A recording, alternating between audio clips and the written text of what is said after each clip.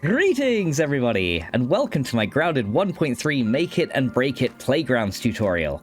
In the most recent patch of Grounded, we can not only play in survival mode, but now we have a whole new feature known as Playgrounds. Essentially what this is it allows you to design your own custom map with all kinds of gadgets and gizmos, and then share that map with other friends so that they can play through your own curated version of Grounded.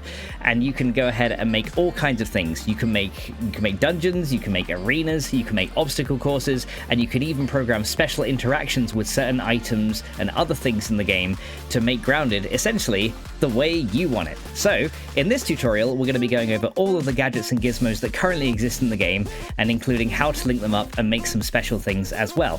So hopefully by the end of this tutorial, you'll have all the information you need to build your own custom map and then share it with friends. So without any further ado, guys, let's get started.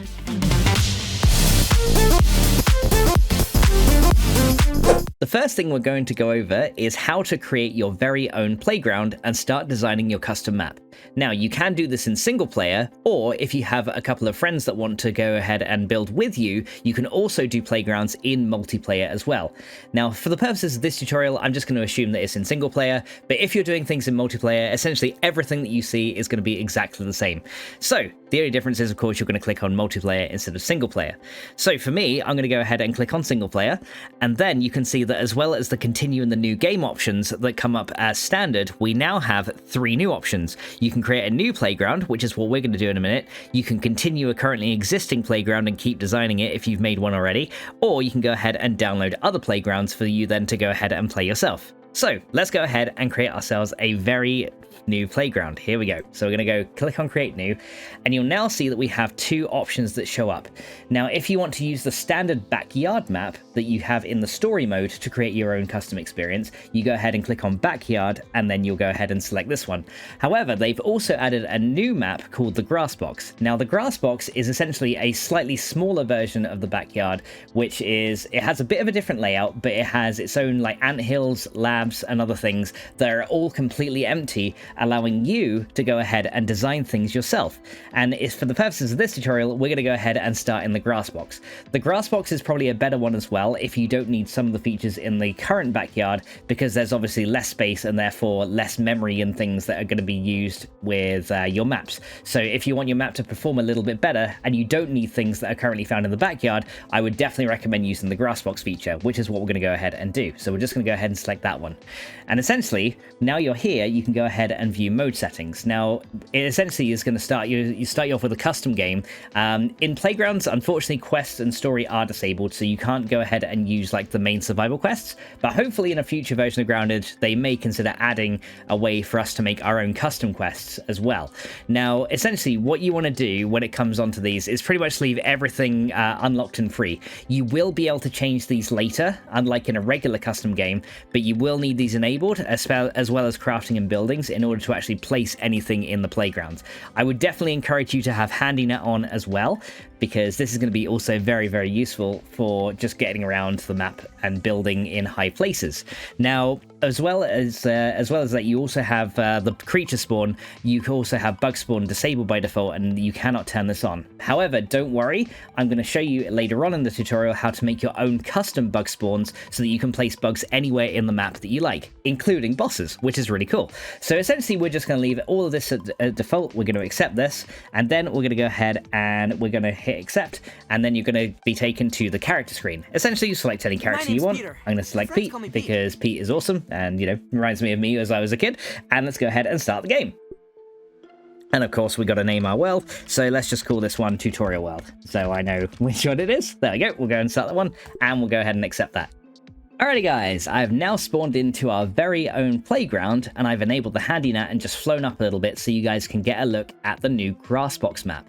As you can see, the name clearly says what it is on the tin. It's literally just a big square map full of grass and not much else. There's a couple of water sections, there's a couple of anthills, and there's even a couple of lab sections in this map that you can go ahead and custom design. Now, in the playground mode, there are 2 types of play modes. Currently, we are in design view. In design view, what we can do is we can go ahead and place down any objects that we like in the game, including just regular build pieces that you can get in survival mode. You can also go ahead and place down other things like creature spawners, gadgets and gizmos, and even other types of harvestables like koi scales, web sacks. You can place down a load of things.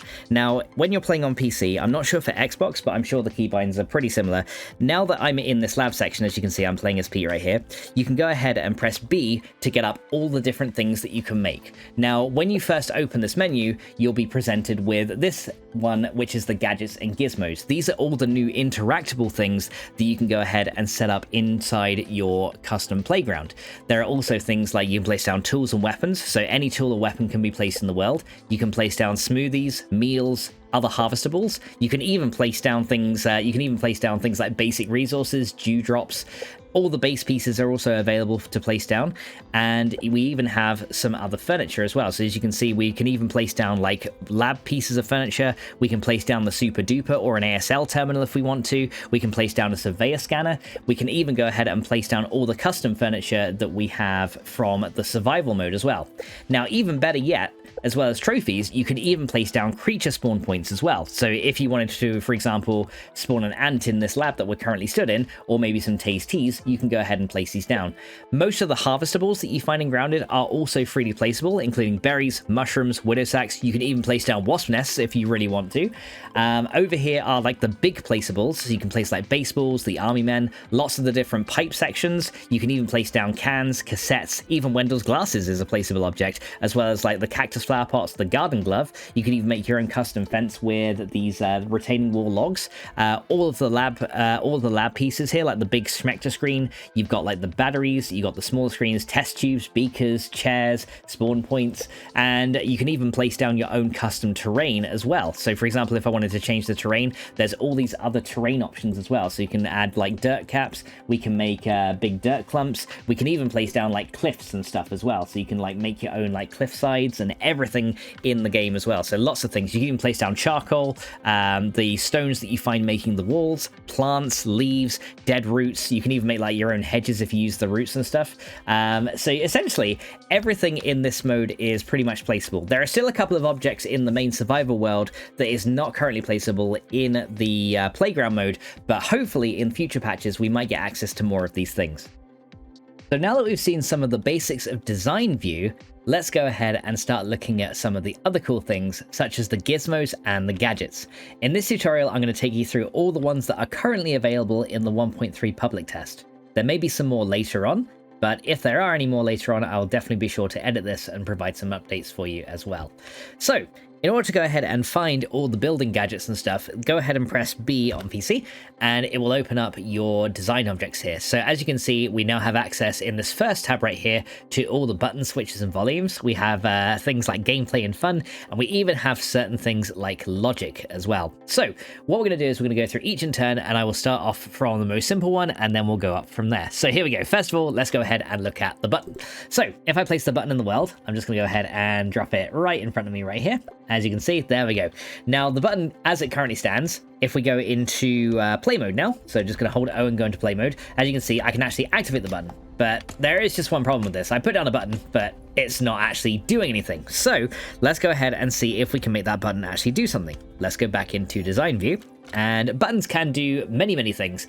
They can activate objects, they can change certain properties of objects, they can do all kinds of things when linked to another object. So let's go ahead and probably just use the most basic one. Let's go ahead and put down a plant lamp. Here we go. So put down a plant lamp, and I'm going to go ahead and put it right over here, very near the button. Now let's go back into play mode, and as you can see, there's the button, there's the light. I press the button and nothing happens.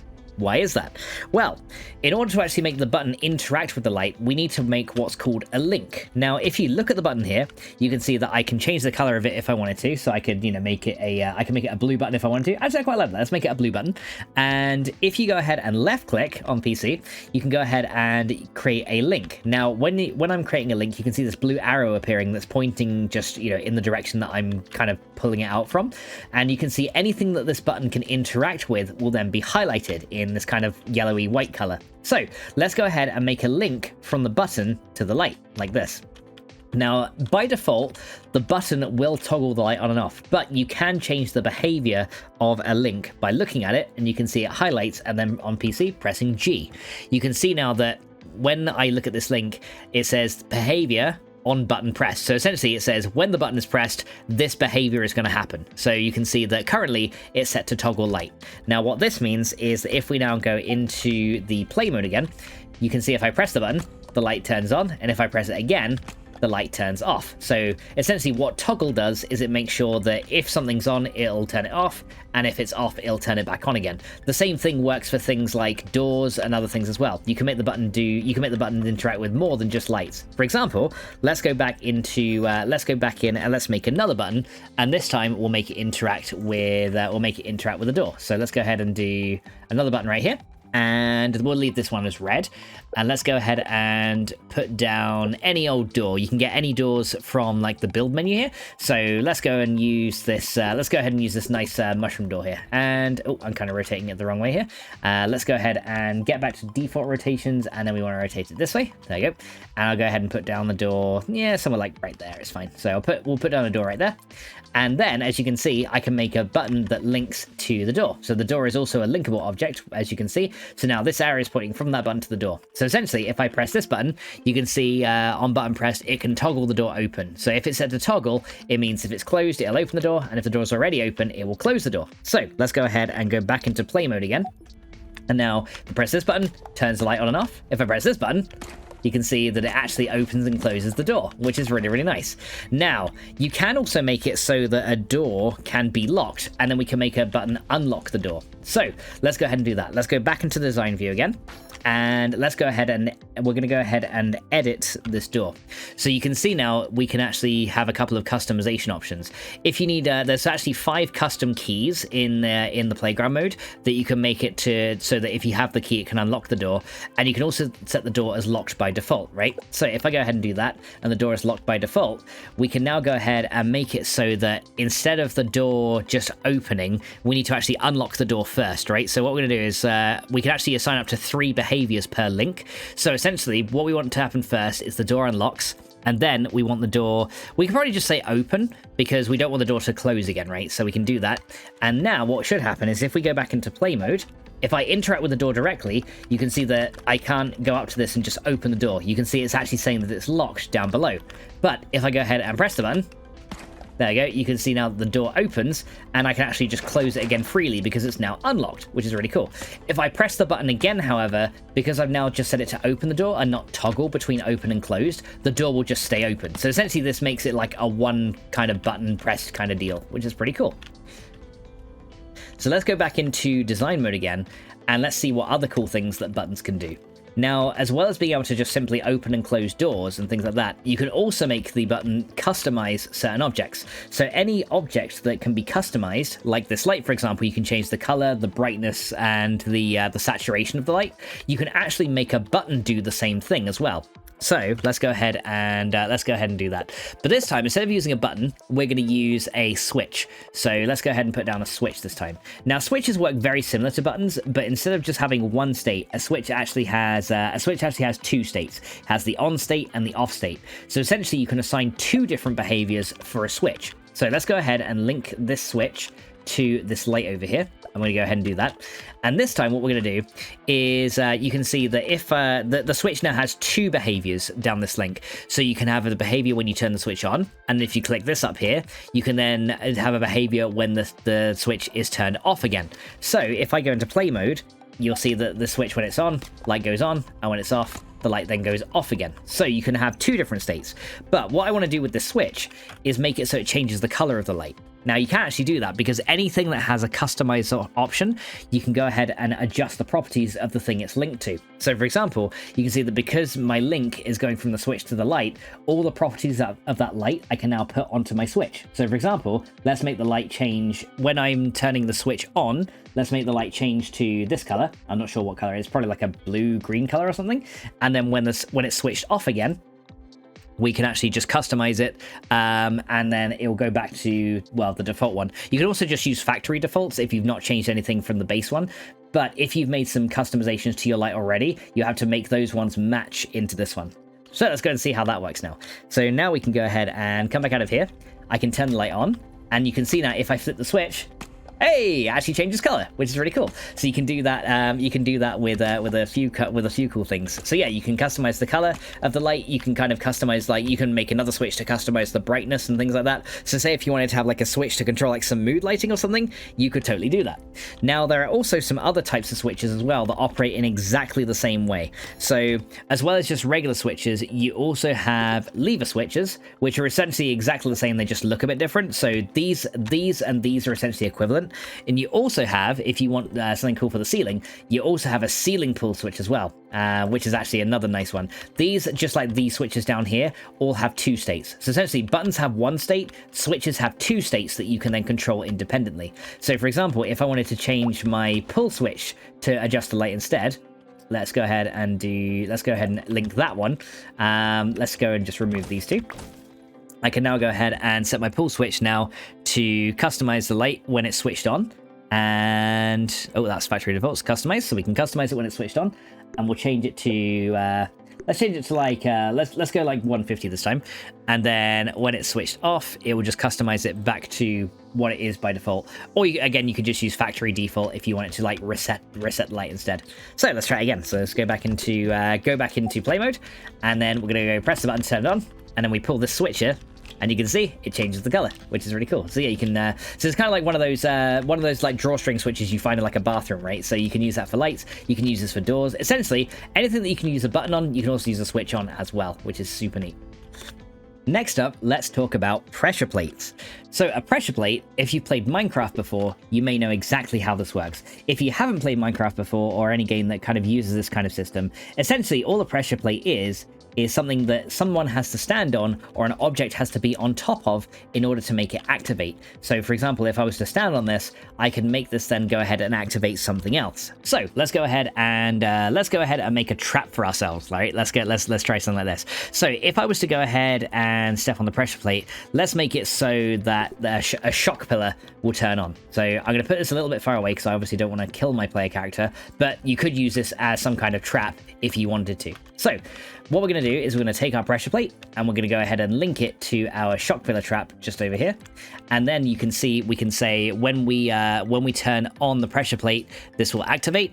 And then unfortunately on deactivate, you can't just deactivate the shock pillar straight away. So when we step off the pressure plate, nothing is going to happen. All right, so let's go ahead and make our way into play mode now. And let's go ahead and test this out. So if I step on the pressure plate, as you can see, there is a bit of a problem. Why is it not activating? What's going on? I'm stamping on this pressure plate and nothing is happening right now. Let's go back into design view and find out why.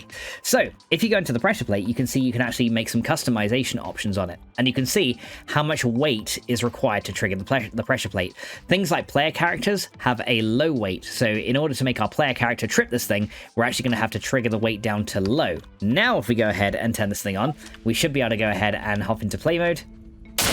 And there we go. I've stepped on the pressure plate, and as you can see now, the Tesla coil has activated. So yeah, if you want to set up a trap with a pressure plate, you can totally do that as well. Now, the other cool thing is when you set your pressure plate weight to low, you can even throw things at a pressure plate in order to make it trigger as well. So for example, I have a pebble right here. If I was to go ahead and throw this pebble, if I can, hopefully I get an accurate throw. As you can see, I threw the pebble onto that pressure plate, and it actually triggered that shock pillar as well.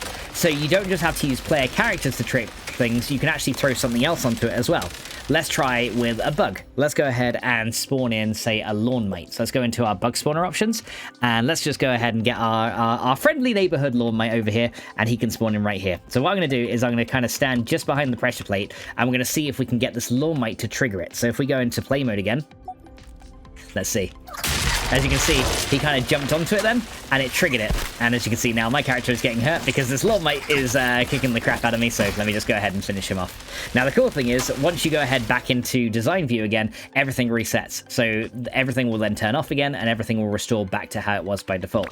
But yeah, pressure plates you can go ahead and use to trigger certain things. You can make them open doors, you can make them trigger traps, and you can even make them play sound effects as well. We'll get onto more of that in just a second. Let's go and see what else is available down here. So another cool one is the timer. So let's go ahead and remove all these for now. And let's go ahead and look at the timer. The timer is a really cool thing that you can customize to do a lot of things on a repeating timer.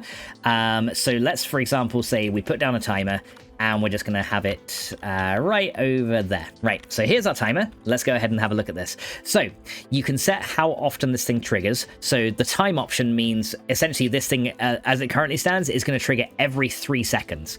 Now, if you have start on play enabled, that means that the timer will just start without needing to be started by something else. So if you wanted just like a timer that was always running, you could go ahead and just have this start on play.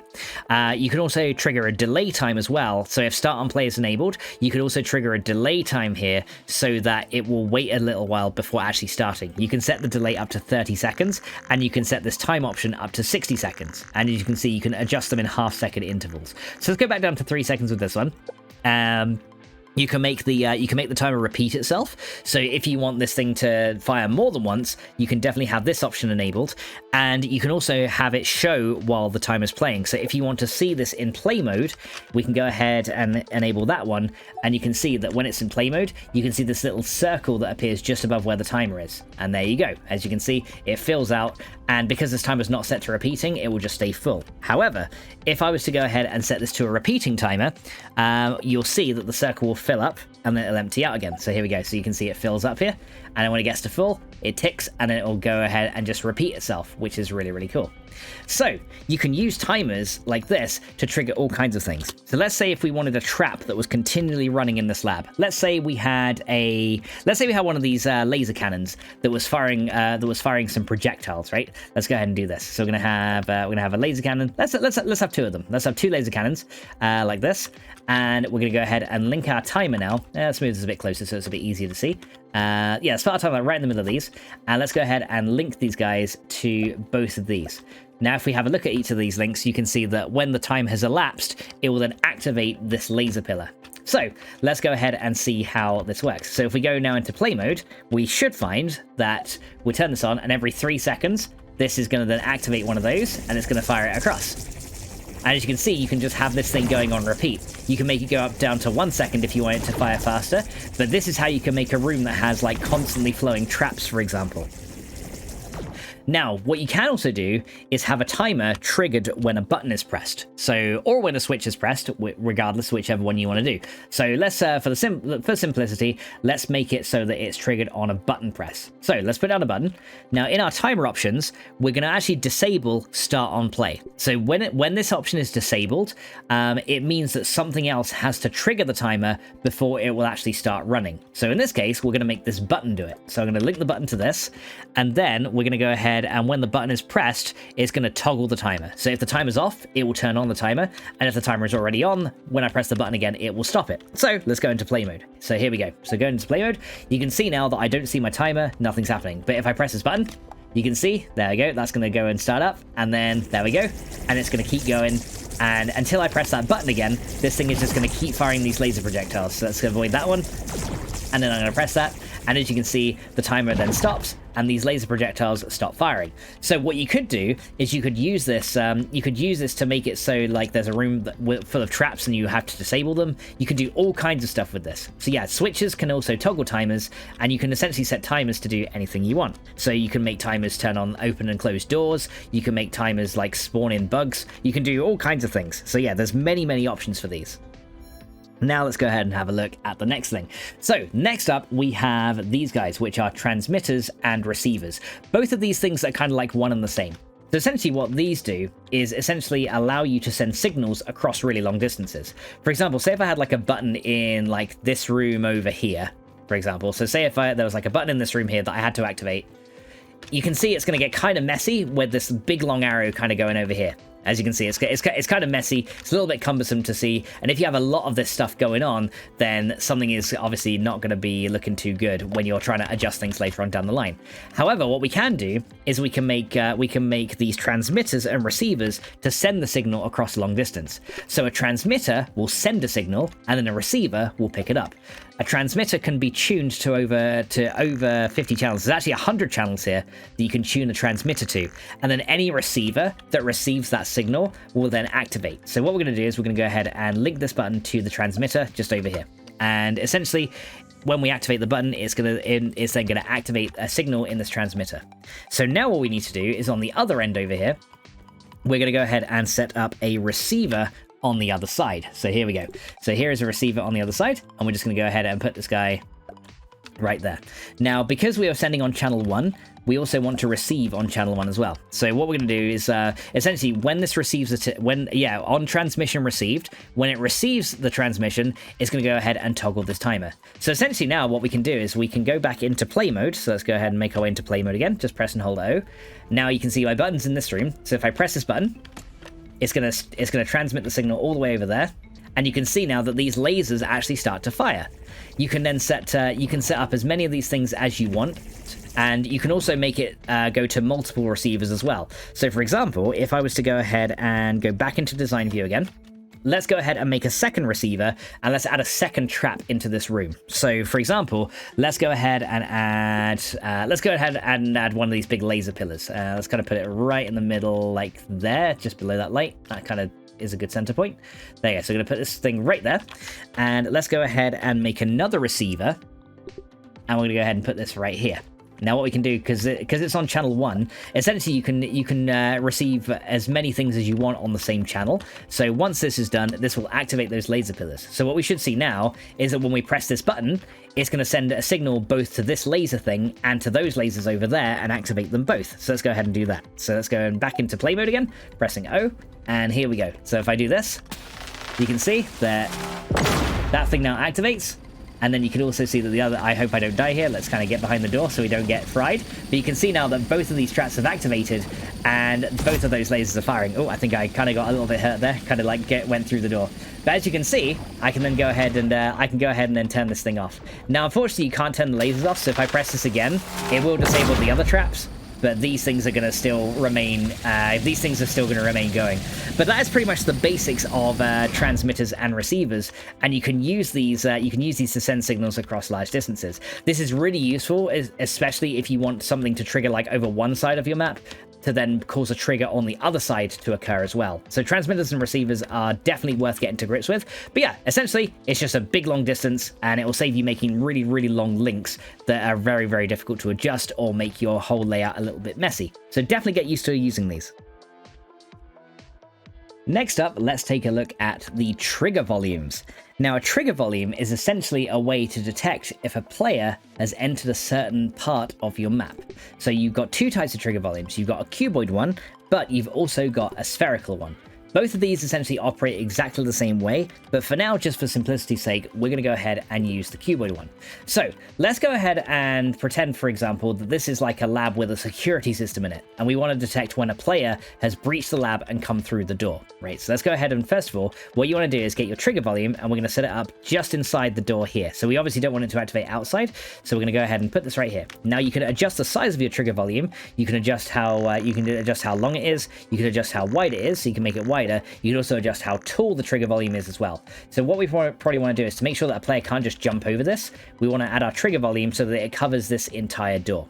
Now, trigger volume essentially has two states. It has a state when a player enters this area, and then when it also fires another event when the player leaves this area. So, for example, let's go ahead and pretend, for example, we have let's say we want to like play like an alarm sound or something like that. So let's go ahead and make a speaker. And we're going to put this in the middle. We're also kind of covering speakers here at the same time, but speakers are very simple to understand. You just have the sound effects you want, the volume that it's on, the range, so you can have it a small range, a medium, a large range, or you can have it play in your ears. Let's go set a large range for this. And then you can also change the pitch as well. So let's go have a look and see if we can make a... let's go ahead and see if we can make something like an alarm sound. Let's have a look. What's that one? That kind of sounds like an alarm. There you go. Okay, so what we can do, let's go make a sound like this, and let's have this on a repeating timer. So if you guys remember, we can set a timer to make we can use a timer to make the sound repeat and make it like an alarm. So let's go and find a timer, which is right here. And we're going to go ahead and put this guy right over there. And then we're going to link these guys up. And we're going to set this timer to not start on play. We only want it to start when we've actually entered the volume. and let's say every 2 seconds, this thing will activate the alarm, right? We obviously want it to repeat as well, but this time we don't need a delay timer and we don't need to show it while it's playing. So then what we want to do is we want to go ahead and link this thing to our timer, right? Now I could use a transmitter and receiver to do this, but let's go ahead and do this. So we can link this to this, and now you can see that this thing has 2 states. So it has when the player enters, so when it overlaps into this thing, so when it goes inside that blue cuboid there, it will start the timer. When the player leaves the cuboid, currently it will do nothing, but we also don't want it to stop the timer because we want our alarm to go ahead and keep playing, right? So let's say that this alarm is going to keep going until we go out of another door of the lab. So let's go ahead and say this door right here will stop the alarm from triggering. Let's go ahead and put one right here in this door here. And we want it to be so that they're like out the door, right? So we'll do that. And as you can see, since I've copied this thing, it actually copied my link as well. So let's go ahead and on this one, we're going to set it to when we enter this area, it's actually going to go ahead and stop the timer. So let's go ahead now and see how this works. So I'm going to come out into design view right here and go into play mode. Here we go. So now if I go into this thing, we should find, there we go, it set off an alarm, right? So you can hear the alarm sound. Now if we go out this way and cross through, it should stop the timer like that. So you can see now you can use that to like add sound effects or set up like a security thing into your room. So that's kind of cool. I just want to check that one. Yeah, that's on player overlap begin. Okay, so another thing we can do, I'm actually going to put this timer like here, just so we can kind of neaten up the view of it. Let's go ahead and also make it so that when we enter the room, we're going to have all these lasers that start to fire as well. So essentially it's going to go into like a bit of the room's going to kind of go into a bit of a frenzy, and it's going to start firing lasers all over the place. So let's go ahead and do that. So we'll go ahead and make a few, we'll go and dot a few lasers around here, because, you know, who doesn't love lasers, right? So we'll go and dot a few of these around. We'll put them on like these walls or something. And here we go. So we'll go and do that. And let's maybe make like a couple on this wall as well. So yeah, these lasers are just gonna like start firing everywhere. And let's for the sake of awesomeness, we're gonna go ahead and make one come over here as well. Okay, here we go. So we're gonna go ahead and do that. And then what we're gonna do is we're gonna set these we're gonna set a timer system so that these lasers fire all the time. Now, it's going to be a lot neater if we use some transmitters and receivers to do this, right? So what we're going to do is we're going to send a signal to another timer when we enter the room. So let's go ahead and get another timer here, and we're going to send a signal to another one, and let's go and put it just where it doesn't matter. It can be kind of close here. So we're going to put another one here. And this guy, we're just going to have this guy activate let's have this activate every second. And we don't want it to start when it plays. We just want it to repeat. There we go. So essentially, this timer is also going to get toggled when we walk into the room. Now we're going to go ahead and put a transmitter here. For now, we don't have anything else. So we're just going to leave it on channel 1. So when the timer's toggled, it will send a signal to this. Now what we can do is we can put we can just dot some receivers around the room and connect them up to these lasers, right? So we can just connect the receiver up here, and then when it receives a signal, it activates these lasers, right? So we can do that. And we can do another one like for these two. But you can see by doing it this way, we can keep everything a little bit more, we can keep things a little bit more compact. Now, because I've copied this, we're actually going to press and hold G, and that can remove all the links that currently exist. And then we're going to do the same again, press and hold G. We can then go and link these two together. There we go. And then again, we can go ahead and press and hold. We can go ahead and do this one for these last three. But you can see by doing it this way, I can keep most of my arrows out the center of the room. Oh, I didn't want to do that. Okay, let's just set up a fresh one. Didn't want to do that. Do that one. And then we got to do this one, and that one. There you go. So essentially what should happen now is when I cross this border, this timer is going to immediately activate and start activating all these lasers here, and then it's also going to trigger this alarm. Now, when I come out of here, it's going to go ahead and stop all these things. Now, the other thing I want to do as well is have it so that when I leave the room, the timer is going to stop over here as well. So what I could do is have another receiver on this timer. So let's go and send a receiver right on here, and this is going to receive on channel 2. So let's go and receive that on channel 2. like that. And then when we receive a signal here, we just want to stop the timer, right? So the first one is going to start the timer. Let's make sure that's set to start. Yeah, and if we receive a signal on channel 2, it will stop the timer. And then all we need to do over here is set it so that when we cross over this thing, it sends a signal down channel 2 and the timer will stop. So let's go get the... Okay, for some reason the transmitter is kind of clipping into the ground there. Not quite sure why, so let's go and... I think there's a bit of a ground clip issue. Let's go and move it over there. There you go. So we'll set this to channel 2.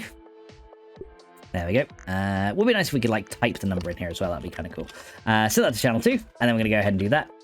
And there we go. So let's go ahead and do this guy, and we'll put this guy like right over there. Okay, so let's see. In theory, what should happen then is when we walk through this first door, it will start the alarm sound and all these lasers will just start rapidly firing. We're going to have to run like hell across this room and get through that door in order for it all to stop. So let's go ahead and see. Let's go ahead and see if this works, shall we? So let's go into this one. Now I'm going to come into here. And you can see as soon as we cross over here, now all these lasers are firing, and now I gotta try and get through all this thing, and I am probably gonna die. Yeah, I'm gonna die. Okay, we're gonna have to get out of here. Okay, maybe I need to lessen the timer slightly. But the cool thing is because I set this up on a transmitter, I can go ahead and just change it once here. Let's do it to like 3 seconds. I can change it once here, and it will affect everything that the signal is being sent to. Okay, so here we go. Let's try this again. Go through here. And let's try this one more time.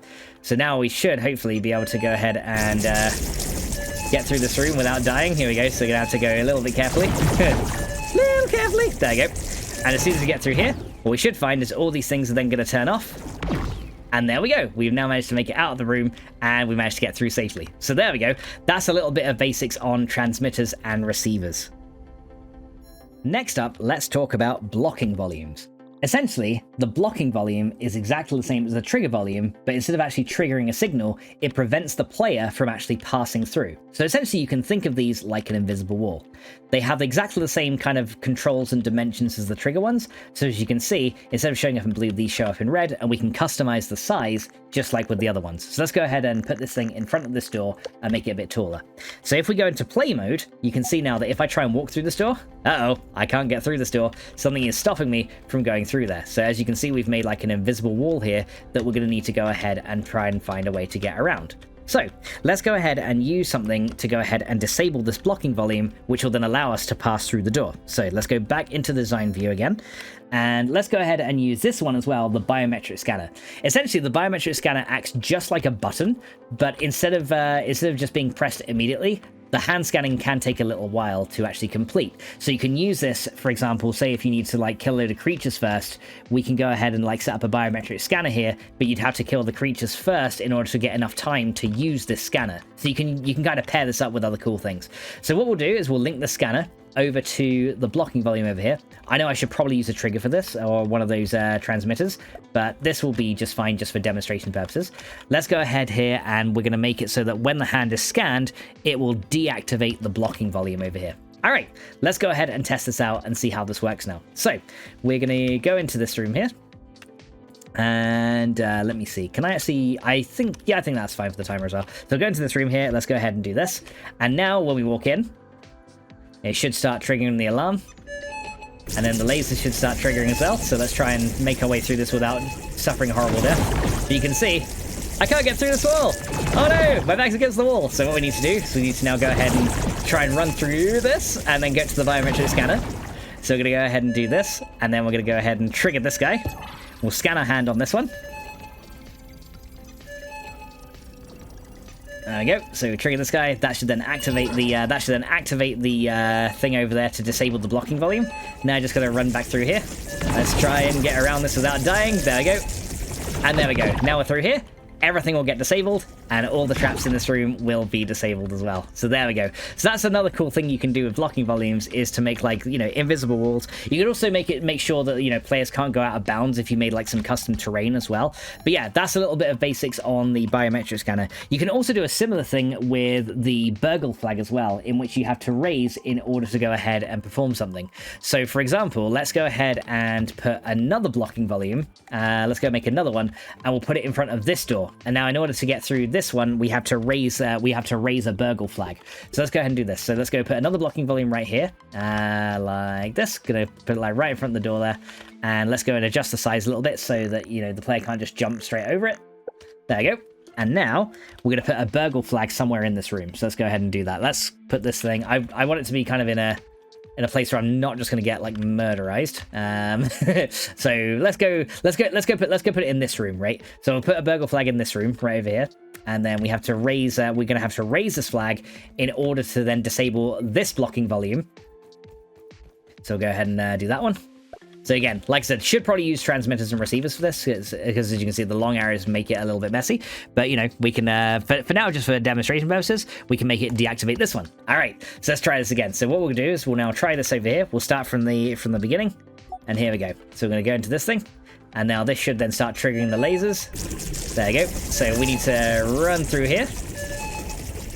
And now we need to go ahead and activate this burgle flag, so we're just going to hold to activate it. I think these are slightly faster than biometric scanners as well. There you go. That now activates that. Now we should be able to try and run across this room again. as you can see, it's making for quite a fun experience already. You know, it's very basic and bare bones, but you can see just with a few simple links and setup like this, you can make some very fun like trap rooms and things like that as well. So let's go ahead and grab this guy. And then we just got to go and make our way through the door finally. And then once we go through the door and hopefully not get zapped by these things, keep an eye on my right. There we go. Come through here. And there we go. The alarm's disabled and everything goes ahead and shuts off. So you can see just with some of these trigger volumes and everything, how you can go ahead and make some cool little trap rooms like this. You could even add you can even make it so that these things can spawn creatures in as well, you know, and do all kinds of cool things like that as well. Unfortunately, at the moment in the public test version, there's no like closable lab doors that we can kind of like slide in between here, which would be kind of cool if they did add those, and hopefully that is going to be a feature they look at implementing. For now, if you wanted like a door instead of like a blocking volume, you could always just go place down like a basic door and just use that instead. But hopefully in the future we'll get these lab doors that we can kind of like put between these things in order to activate and deactivate those. That's definitely something I would love to see in a future version of the playgrounds. So now that we've seen the basics on some switches and triggers, now let's look at some of the other fun stuff that you can do with some of the other gadgets and gizmos that are on offer in playgrounds. First of all, let's look at this thing. This is the Telepotty. Essentially, what this does is it acts like a teleporter. So what we're going to do is we're going to put one of these down. Let's go ahead and put it, say, over this side of the room here. And we're going to go ahead and put down another one over this side of the room right here. So let's go ahead and put these down. Now, just like the transmitters and receivers, these things have a signal. So essentially, these will link to another telepotty with the same signal. If there's more than one, I believe it just chooses the closest one, but you can use some logic to activate and deactivate these at the push of a switch. So, for example, let's go ahead and add like a basic wall on this side of the room here. I'm going to leave like one gap in here so I can kind of get to the other side. But let's say that we needed to get from this side of the room to that side of the room, and we needed to use the teleporter to do that. But we also need to activate the teleporter first. So here we go. First of all, let's go ahead and get a button. And let's go ahead and put the button over this side of the room. And we'll say that when this button is pressed, this teleporter will go ahead and activate. So you can make sure you can, we'll set it just to activate it. And then by default, you can actually set it to be inactive by default if you want to. So if we go ahead and do that, this one over here also, we want to kind of have the same behavior. So we kind of want to activate them both at the same time. So let's go ahead and create a new link. I'm pressing the wrong button there. Create a new link here, and we'll do exactly the same here. So we're going to make sure that this thing activates, and by default, this thing will just be inactive. So here we go. Let's go ahead and try this out. So let's go back into, let me go ahead and replace my wall here, and then we'll kind of start over here. So here we go. So let's go back into play mode now. So you'll see that if I come into here, this thing doesn't currently do anything because right now it's not activated. But haha, there's a switch in the room. So let's go ahead and press the switch. And as you can see now, this thing will then start activating both of these. And as soon as I step into one, hey, I end up going into the other side, and then I can get out the door into the next section of lab. The next really fun thing to look at, and I've actually had to come outside for this one, is the fan. Now, the fan can be used essentially to blow or move objects around, including players and creatures. Now, the fan has many different modes, so I'm going to go and put this down, and I'm going to show you what these all are. So essentially, you can use the fan as a way to make your character fly up into the air if you want to, which is kind of really cool. And all the options are right here. So you can make the fan turn on. You can also adjust the direction as well. So currently it's set to forward, which you can see made my player fly upwards. But you can also turn it the other way and turn it into reverse. And as you can see now, things are getting sucked towards the fan. You can also adjust the distance balance, the power, and the fall off as well. So if I wanted to make my player just float gently upwards, I could probably just change the power. And then if we then step on this thing again, you can see now that I'm just floating gently upwards. So essentially you can use a load of these to kind of give your player the ability to temporarily fly if you wanted to, which is actually a really cool thing. But as you can see, yeah, I can make myself like float and come back down to the ground. You could also use this to maybe simulate a 0G environment if you had a lot of these things together. Now you don't have to just have fans onto the ground, you can also have them facing like a wall, so you can make these like move creatures as well. So if I was to place a fan here, you can see that currently it's not really doing much because I think my player is I think it's not powerful enough while my player is grounded. But if I was to adjust the power here, you could see, oh, I think it's actually because it's in the wall as well. Yeah, if it's slightly in the wall, it might not work, but you can see now that if I'm trying to walk towards this fan here, but it's actually blowing me backwards, which is really, really cool. So I can't actually get close to it while I'm right in front. So you could use it, and as you can see, when I jumped then, I actually got blown really far back. But yeah, as I approach the fan, it's getting too powerful for me to walk at. But yeah, if you jump, you can use these to make like, so essentially what you can do is use these to make like catapults and launchers to push players and objects around, which is really, really cool. Another cool thing that is in the playgrounds is a stronger version of the bounce web as well.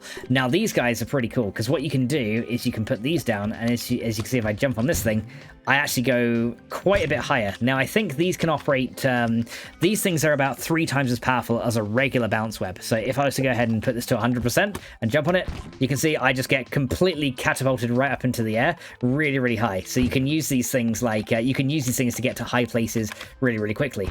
You can also make it so that you can adjust the angle of these things and change their direction. So for example, if I was to place it like this, I think if I was to jump on this, I would literally get launched. So essentially you can use this as like a launcher.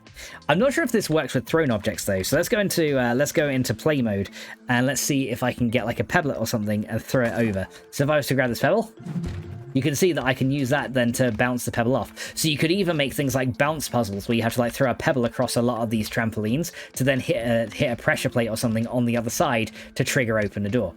So you can use these to essentially, you could also use these maybe like to bounce something up to a pressure plate that's in the ceiling that you can't reach with throwing. But as you can see, these things are really, really strong and they will bounce you off in all kinds of different directions. So they're very, very, very fun to play with. I definitely recommend trying out a few of these and seeing what you can come out with them. Now, in order to make a safe landing, we've also got the landing pad as well. So say, for example, we had like, say if we had like this bounce width here and we had this like pretty much like vertical like this. When you're in play mode, obviously your player is going to take full damage. So if you want to give them a safe landing spot, we can go over here and then we have a landing pad here. So let's go ahead and do this. And the landing pad, if we land on it properly, will negate all the full damage that we take, and we won't take any damage whatsoever. So you can use fans, bounce pads, and landing pads in order to do some cool stuff like this. You can even make like a padded room and like fling the player all over the place without actually injuring them as well, if you wanted to do that as well. So there's plenty of cool options that you can do with these bounce pads as well. So I definitely recommend trying a few of these out. Next, I want to look at another cool thing that you can do, which is power-ups. So if you're making an arena style map, or say something that requires you to be able to run faster, to be able to do a section of platforming, or just anything else like that, you can actually use these things, which are power-ups. Now, a power-up essentially will give your player a temporary buff when they walk into it, and you can customize these to have many, many different things. So for example, by default, it will increase your movement speed, but you can also make it give you extra attack damage. You can make it so that it gives you more defense. You can make it so it heals the player, which is kind of a nice one. You can make it so that your attack speed increases. And as you can see, every time I'm changing this, the icon is also changing as well, which is nice. You can make it so life steals, kind of like a vampire life, so that's pretty cool. You can make it so your player heals whenever they get a kill. There's a berserker mode, which I think is just like, you know, pretty much all these in one. You can even make your player have temporary water breathing or gas immunity. So for example, if you went into, like, say if you were making an arena full of stink bugs, you could have a gas immunity power up that the player would have to collect in order to survive.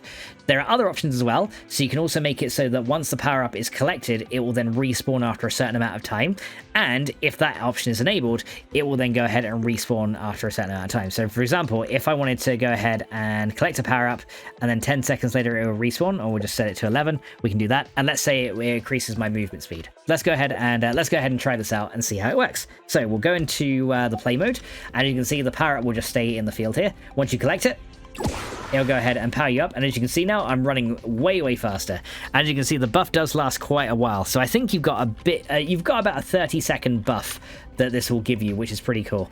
And as you can see, now that it's been 11 seconds, the power up has respawned, so I can go ahead and collect it again and refresh my power up as well. So you can combine these. You can also make power ups do other things as well. So for example, you can actually make it so that the power up isn't enabled by default, and then have to go ahead and enable it somehow. So for example, let's say that the power up would only be enabled once I stepped on a pressure plate. Let's go ahead and do that. So here we go. Let's go do this, and I'll put a pressure plate down like right here. Now remember, because it's players, we have to set it to low pressure in order for it to activate. And then we'll make a link to it, and then we'll say once we step on the pressure plate, activate the power up.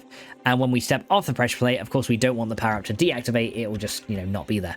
Now I'm also going to make sure that the power up is not active by default, and we also don't want it to respawn. We just want it to respawn when I step on that plate. So now if we go back into play, you can see that the power up's not there, but I step on the plate.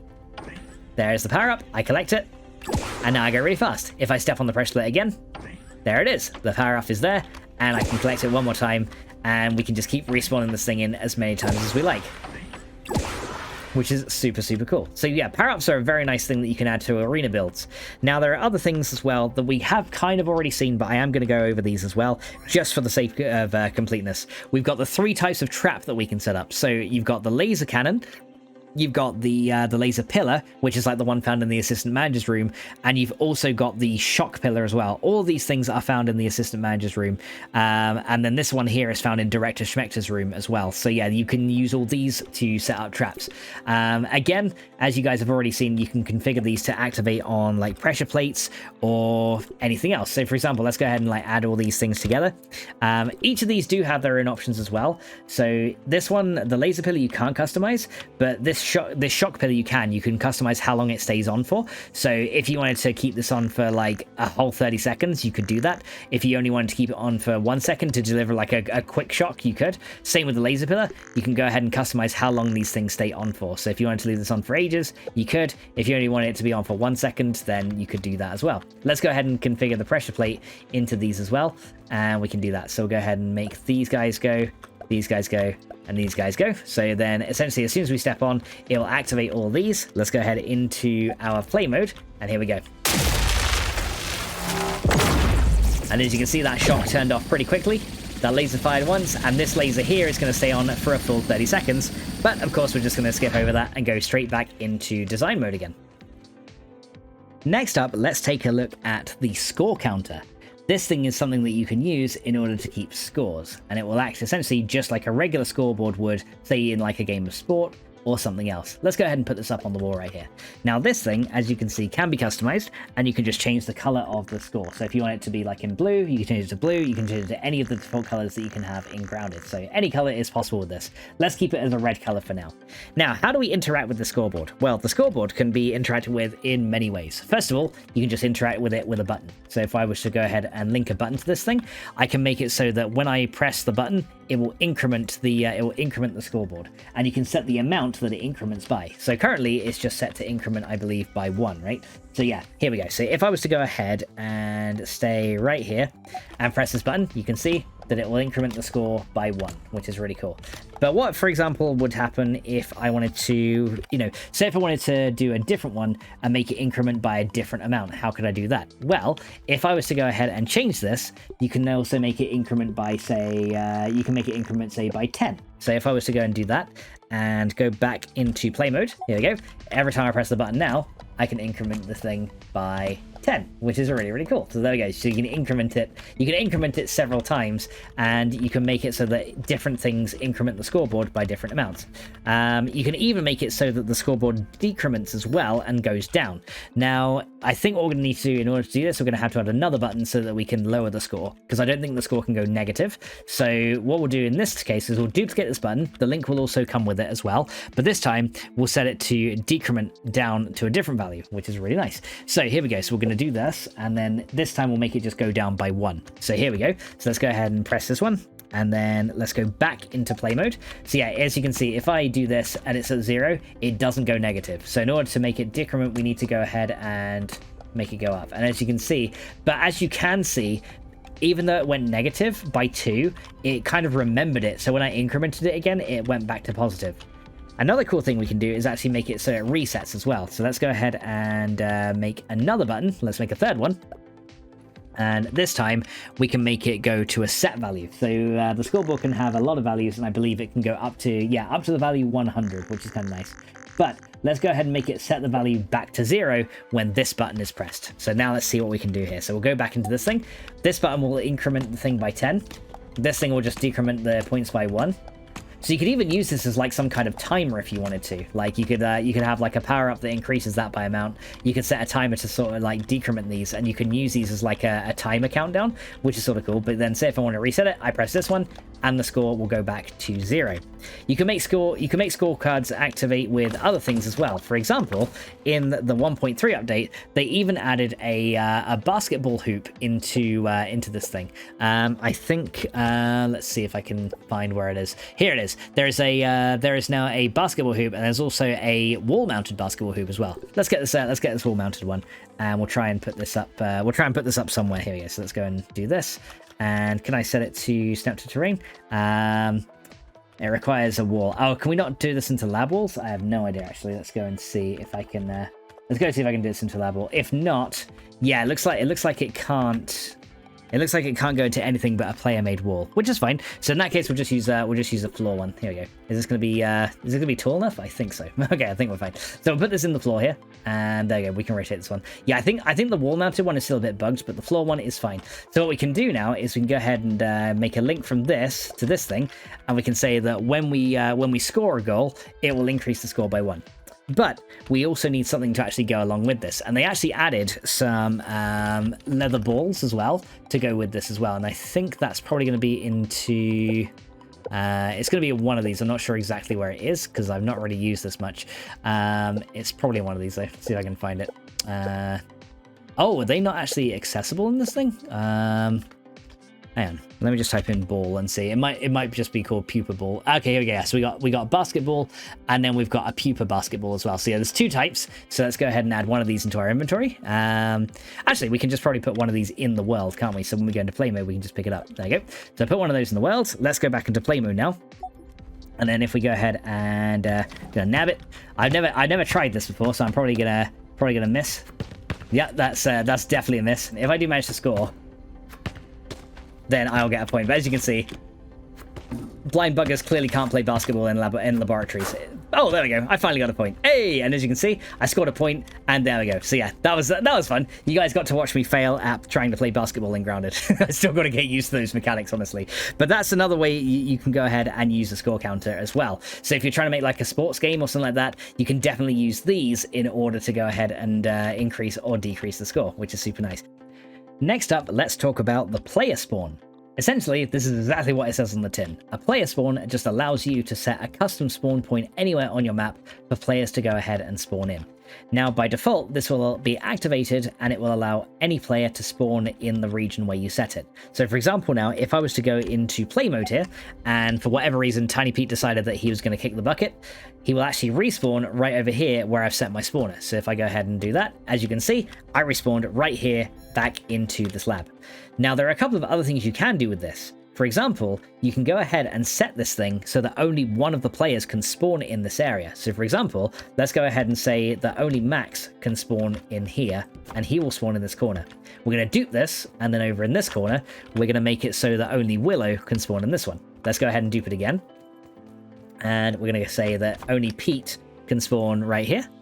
And then let's go ahead and do it one more time into this corner. Oh, I need to actually dupe it and not move it. Oh, I think I moved it twice. That's fine. I'll reconfigure. I've got it. We're going to do that one. So yeah, set that one for Willow, and then we'll do one more dupe, and we'll set this one for hoops over in this corner. Here we go. Sorry about that. So here we go. So we'll set one for hoops right over there. So now what should happen is if Tiny Pete dies again, let's go back into play mode. We're killing poor Pete a lot today, aren't we? But let's go back into play mode. You can see that if he dies now, he will go ahead and spawn in this corner where I set him to. Now, if we were to go ahead and die again, but this time swap the team to another one. So for example, let's see, this time I swapped over to Willow, for example. As you can see now, I spawned in this corner. So as you can see, each of the teens can also be set to have their own individual spawn points. You can use these as well by activating and deactivating them to also set up checkpoints, and we'll definitely go through that in just a minute. But unfortunately, Willow, I'm sorry. I like Pete better. You have to die. Now that we know a bit about how the player spawn works, let's see how we can use this to set up a player checkpoint. So for example, let's say that we're going to spawn here when we come into this room, but if we get past this room and go into the next one, we want to set up a new checkpoint over here. So by default, we're going to start our map over here. So this spawner we want activated, but the one over here we don't want activated yet until we get to this area. So let's go ahead first of all, and we're going to go ahead and deactivate this one. So what we can do now is we can make one of those trigger volumes to then activate this new spawn point. So I'm going to go ahead and put a trigger volume right here, and let's go ahead and resize it just a little bit. And let's go and make this a little bit wider and a little bit taller so that we can't, like, you know, accidentally jump over it. And let's kind of move it back a little bit more into the actual room itself. There we go. So once the player gets past this thing, what we can do is we can go ahead and make it so that this thing will activate this area right here. Now there is a problem though, because we need to make sure that this one over here also deactivates as well. So there is a couple of ways we can go about doing this. The easiest way by far is to just go ahead and do this, and then it will make this player spawner deactivate once we go through this area. So if we go ahead and set this to deactivate, once we hit that area and activate that one, this one will deactivate, which essentially means we've set up a checkpoint. So let's go ahead and turn this into play mode and see how it works. So while I'm in this room, if Tiny Pete goes ahead and kicks the bucket, and we'll go ahead and give up right here. Sorry if you guys hear the motorbike in the background, by the way. We're going to go give up here, and then we'll respawn. As you can see, I spawn here. However, if I go ahead and make my way into this room, we're just going to run on through here. If I go ahead and give up here now, what should happen is I should respawn in this room.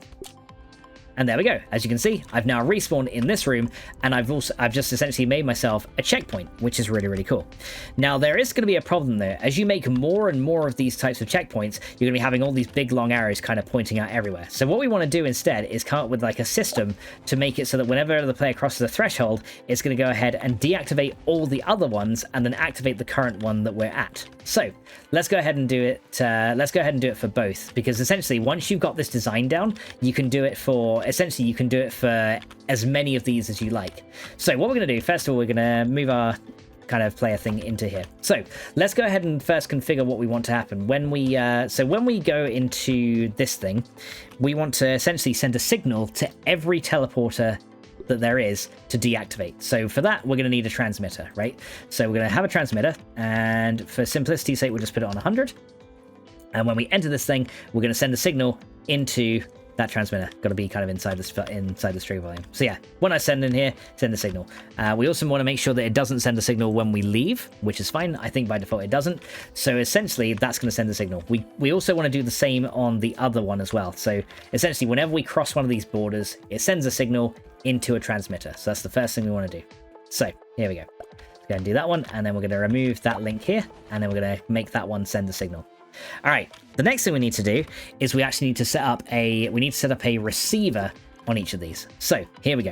We're going to set up a receiver again on channel 100 on each of these.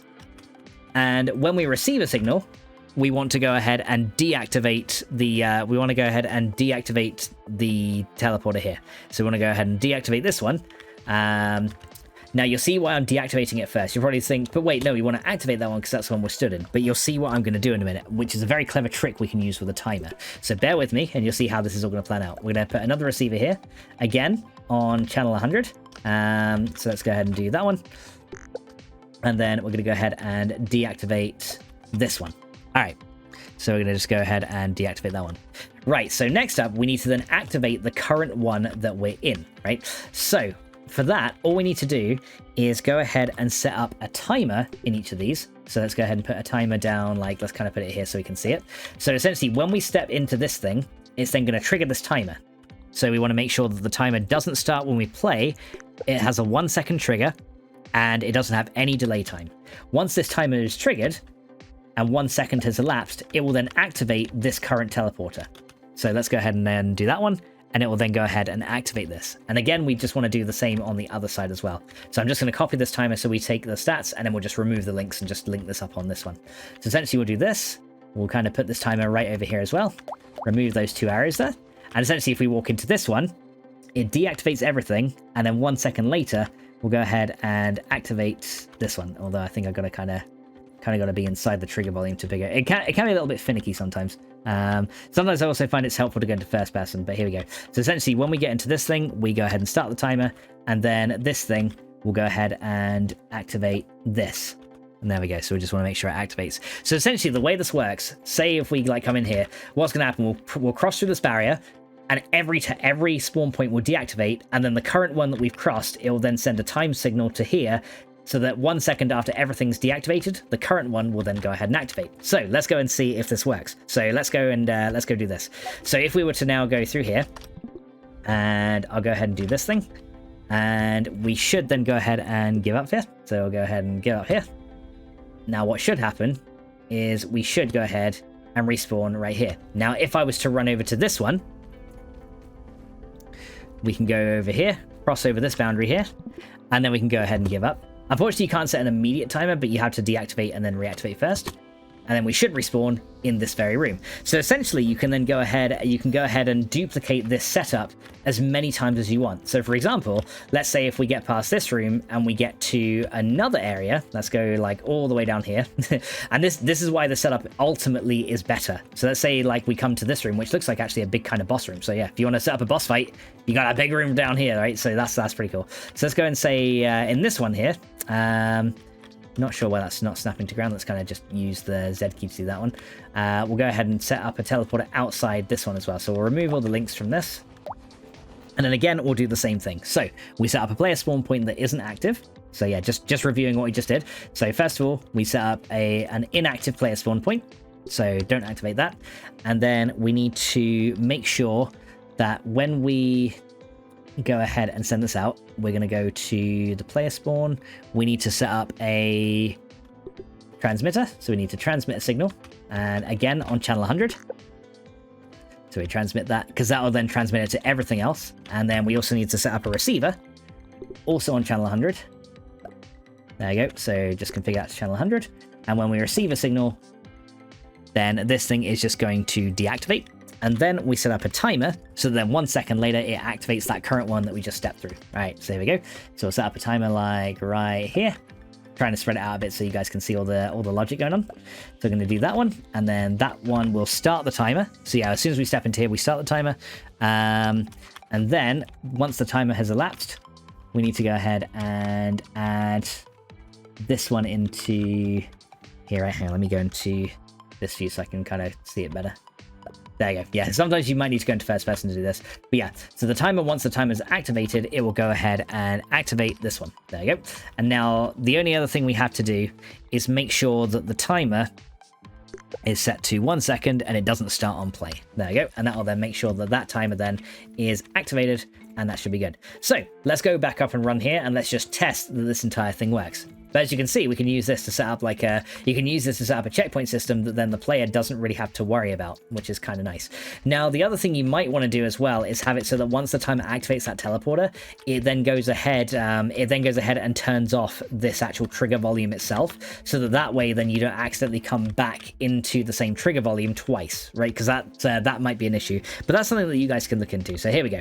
So we'll go ahead and start in here, and first of all, we'll go ahead and give it right here. So if we give it right here, we should find that the spawn point is set right here. Good. So now if we move into this next room, we're going to go and make our way all the way through to here. We'll go ahead and give up right there. There we go. And then we should, as long as 1 second pass at least, start in this room. Excellent. And then finally, we'll make our way all the way down to the boss room. So here we go. We're going to make our way all the way down to this guy. And then if we go ahead and come into the boss room, there you go, come into here, say if we die to the boss or something, we give up in here. What should happen is we spawn essentially right outside that boss room again, ready to go. So there you go, guys. That's how you can use the player spawn to create automatic checkpoints in your world without players having to worry about setting them manually on a bed. Of course, they can set up their spawn points on a bed as well if they want to, but yeah, you can definitely use that to set the checkpoints that you want, and then they don't have to even think about it. Alrighty guys, now it is time for the fun one. Let's go into creature spawning. You can spawn any creature that you want in the game using a creature spawner. Now, as you saw earlier, we could manually place creatures in the world, but you're probably thinking, why would I use a creature spawner instead of manually placing the creatures in the world? Now, the main thing is, when you go ahead and use a creature spawner, it can actually send out a signal once all creatures that have been spawned in that volume have actually died, to then be able to trigger something else. So let's go ahead and spawn in a creature like, for example, yeah, we'll probably just do like lawn mites for now because, you know, they're easy to take out. So go ahead and do some lawn mites. There we go. So essentially you can configure this thing to spawn 1 lawn mite, and you can make it spawn up to 10 lawn mites, which is kind of cool. So the way you activate these is simply just by using a switch or a trigger volume or anything. So let's go ahead and maybe use a lever, and we'll go ahead and put this thing in the corner of the room, like right over there. There you go. And then we're going to say when this thing goes, and when we turn this lever on, we're going to go ahead and spawn creatures. When the lever's turned off, you can set it to despawn the creatures if you want to. So anything that's still alive can be despawned, or you can just set it to do nothing, which is what we're going to set it to. So let's go ahead and try. Here we go. So we'll go into here, and then if I pull this lever, it then should spawn all these lawn mites, and then they're going to proceed to beat the crap out of me. Now, there's a couple of specific behaviors that you guys have to be aware of when it comes to creature spawners, because this will also help you when it comes to making, like, you know, arenas if you want to, or other things like that. A creature spawner can only spawn creatures if none have currently been spawned by that spawner. What I mean by that is, if I was to go ahead and set up one like this, here we go, and let's go into play mode. This time it'll only spawn 1 lawn mite, right? But if I was to activate it again, as you can see, it's not spawning a second lawn mite because the first one that I've killed, the first one here has not been killed yet. But if I was to go ahead and kill this one, I could then go ahead and spawn a second lawn mite, right? And oh, it actually spawned back there. Now the spawner does kind of have a bit of a wide area around it, so you do have to be a little bit careful where you position these guys. But yeah, as you can see now that the mite's been killed, I can spawn another one. But until that mite's been killed, no more can spawn. So the spawner can only spawn something as long as other things have been killed in that volume. So if you're trying to set up a spawner on a timer, for example, it will only trigger once all creatures in the volume have died. So you can go ahead and do other things with these spawners as well. So let's for example say that we wanted to make the let's for example say that we wanted to make something happen when the creature had died. So for example, let's say when the creature dies, we get a congratulations message. So what you can do is you can actually set up a quest marker to display a message. So yeah, this is another new one, but this one is very simple, so you know, kind of works. So let's go ahead and go into this one, and we're going to set our custom marker, and you can actually set some custom text, and you can just be like, yay, you unalived the lawn mite. There you go. So we're going to set that here. Now, as you can see, we want to make sure that this is currently deactivated, right? So we're going to deactivate it, and we only want to, and we want to show that when it's there. Okay, so what we're going to do now is we're going to make it so that when the lawn mite comes in and gets killed, so we're going to set a link from this to this, we can then go ahead and activate this thing. The other thing I also want to do is set up a timer so that the message doesn't stay up forever. So what we'll do is we'll also, when the creature's killed, start this timer. So we'll go ahead and set it for, let's go ahead and set it for like 15 seconds or so. And then we don't want it to start on play. And then once the timer has elapsed, it'll then go ahead and hide this message again. So we'll just deactivate the message. And then of course we just need a way to spawn it in. So why don't we set up a trigger volume for that? That sounds like the best thing we can do. So we'll go do a trigger one. And I guess we'll put this guy like right here. That'll do. So put a trigger volume like right there. And then we'll just increase the size a bit. So set it to like 3. And yeah, probably like 3 high and 2 wide. There we go. We can then just kind of move and rotate and adjust it. There you go. So we'll move you there and set you in the right spot. There we go. Right there. Cool. So essentially when we cross this threshold, it's going to go ahead and spawn this creature. And then once we kill the creature, we should then see a congratulations message. Now, the other thing I also want to do is once the creature has been killed, I also want to disable this thing as well. So once the creature's been killed, we will deactivate this thing. We'll deactivate this thing as well, so that if we accidentally step back, it won't go ahead and spawn in another one after we've killed it. So let's go try this out. Here we go. So I'm going to come in this room. Now what's happen is it'll spawn a lawn mite. There we go. This guy's going to come in. We'll go ahead and just kill that guy. And then what we should find, it'll say, yay, you unalived the lawn mite. Then a few seconds later, this thing should go ahead and just disappear. And then that should be it. But yeah, you can use this to set like different quest markers or points to follow. You can make it so it triggers like far away or near as well. But yeah, there you go. There you go. Now it's disappeared. And you'll see if I step back through here, it doesn't re-trigger the lawn mite because I also made it so that my trigger disabled after I'd killed that lawn mite. There's a couple of other cool things you can do as well. So say, for example, we wanted to have it so that we could spawn in a creature, but then we also wanted other creatures to spawn in while that creature was still alive, right? So let's go change this thing to say, okay, for example, let's change this thing to tasty. Yeah, let's do a tasty. That's probably the best thing. So we'll turn this one to a tasty. And let's say that while the tasty was still alive, it would start spawning in rusties as well. A few seconds later. So let's go ahead and put a rusty spawner right over here, and we'll say that it triggers 2. All right. So what we want to do is, of course, we'll come into here, and then we'll do this guy, and we'll make it so that when we enter the thing, it spawns the creatures. When it spawns the creatures, then we can make it so that it will then toggle it. It will then start a timer so that other creatures will start spawning in as well. So let's go do that. So here we go. So now we're going to go make a timer, and we're going to go. We'll say that when we've stepped through this marker as well, we'll go ahead and start this timer. And then we'll say like every, I don't know, 30 seconds, if there are no rusties alive, it will just spawn some more. So it'll continue spawning them until, you know, they're all dead. And of course, this timer we want to repeat so that it will continue to spawn them. So it'll essentially then it'll say every time, you know, after we walked in here, every 30 seconds, it'll start spawning in rusties as well as the tasties. And then once the tasties died, we can then turn off this timer to stop those guys spawning in. So we're going to go ahead and stop the timer like that. Okay, let's see how this all works in practice then, shall we? Let's go and give myself something to, you know, defend myself with. I guess a termite axe to do. Let's go put this... let's give myself a termite axe to go pick up from the outside of the map. Okay, let's go into play mode and see how this works. Here we go. So what we should find is we'll go in here, and then Tasty will then go ahead and spawn in and, you know, start coming after me, right? There you go. So we're going to go ahead and do this. And then if we leave this guy long enough, what should happen is eventually a couple of rusties are also going to spawn in as well.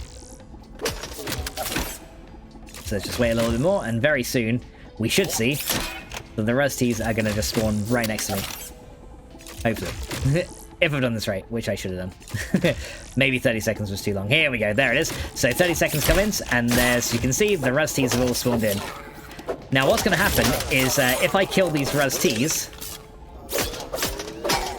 we're going to go ahead and kill these guys off. What should happen is more should then spawn in afterwards. But if I go ahead and kill this guy, as you can see, now this guy's dead, nothing else is going to go and spawn in. Now, I also didn't configure it so the spawner disables itself, so if I walk back through, it'll go ahead and then spawn another one. And then as you can see this time, because that timer was still kind of counting through, it spawns some more rusties in as well. But as you can see, you can kind of make like custom waves by doing things like that as well, which is really, really cool. So you can go ahead and set spawners to like spawn in other things based on what's currently in the room, etc., etc. What I should have done really is made it so that when this... I should have made it so that when that tasty was killed, it goes ahead and deactivates this area as well, so I can't just accidentally respawn it in as well. But that's how you can essentially make a creature spawn in with waves if you wanted to as well. Now there are more complicated things to do with spawning as well, and when we get into logic gates, I'll show you some more stuff to do with that. But for now, let's move on to the next bit. For the next 4 gizmos, I've kind of lumped all these ones together because these ones are pretty simple and self-explanatory. Let's start from the one on the left, which is the speaker. The speaker you can configure to play yourself any custom sound, and we actually saw a little bit about the speaker earlier on in the tutorial. You can make this play any of the sounds in the list. There's lots of different ones you can actually choose from. So for example, if we wanted to play like an arcade stinger kind of thing, we could go and play that. And we can also set the range on it. So say if we wanted it to play in a small range, we can make it small. If we wanted it to go on a large range, we can make it larger. And if you wanted to play in the player's ears, you can actually go and set the range to infinite as well. So that means everyone, no matter where they are across the map, will actually get to hear it, which is pretty cool. You can also adjust the pitch as well. So if you want it to be a really high one, you can do that, or you can make it really low. which also kind of sounds really cool as well. So that makes for some so a lot of these things together can make for some interesting effects. The music changer is essentially just allows you to change the music to anything that you like. So for example, you can make it change to the Brawny Boy bin if a button was pressed and a signal was received. Currently I have music disabled for the purposes of this tutorial, so I've not linked up a button to this one. The effect spawner essentially allows you to just make some kind of effect happen in the area around it. So for example, here's the raw science one. If I go ahead and do that, you can see you can adjust the size of the effect as well. So you can make different effects spawn, and there's actually quite a lot. There's like a gold version of raw science. There's the super duper thing. You could use that for like a teleporter effect or something if you wanted to. But yeah, there's loads of different ones. There's even like explosions and charcoal bursts as well. So you could use these to like, you know, trigger like explosive looking effects across the map. Say if you're like making an apocalyptic scene and as your player was like running through, like there'd be explosions going off all around them kind of thing in an area they couldn't reach. You know, you could do like all kinds of cool stuff like that. You could also make like little ones as well. But yeah, you can just make the explosions even bigger, which is really cool. So yeah, adjusting the size of these things is pretty nice. Now the last one as well is of course the daytime changer. So if you wanted to change it from day to night, for example, you can set this to midnight. Let's see how these all work in practice. Of course, apart from the music changer, because you know I don't have music enabled currently. But yeah, the sound one, I press this button, it'll go ahead and make that arcade singer sound. If I go ahead and press this one, it'll make an explosion, which is kind of cool. So you could also use like effects things to simulate, say like if you killed a boss in like a lab section and like the lab was like exploding, you could go ahead and, you know, simulate something like that as well. And then you can also do this one.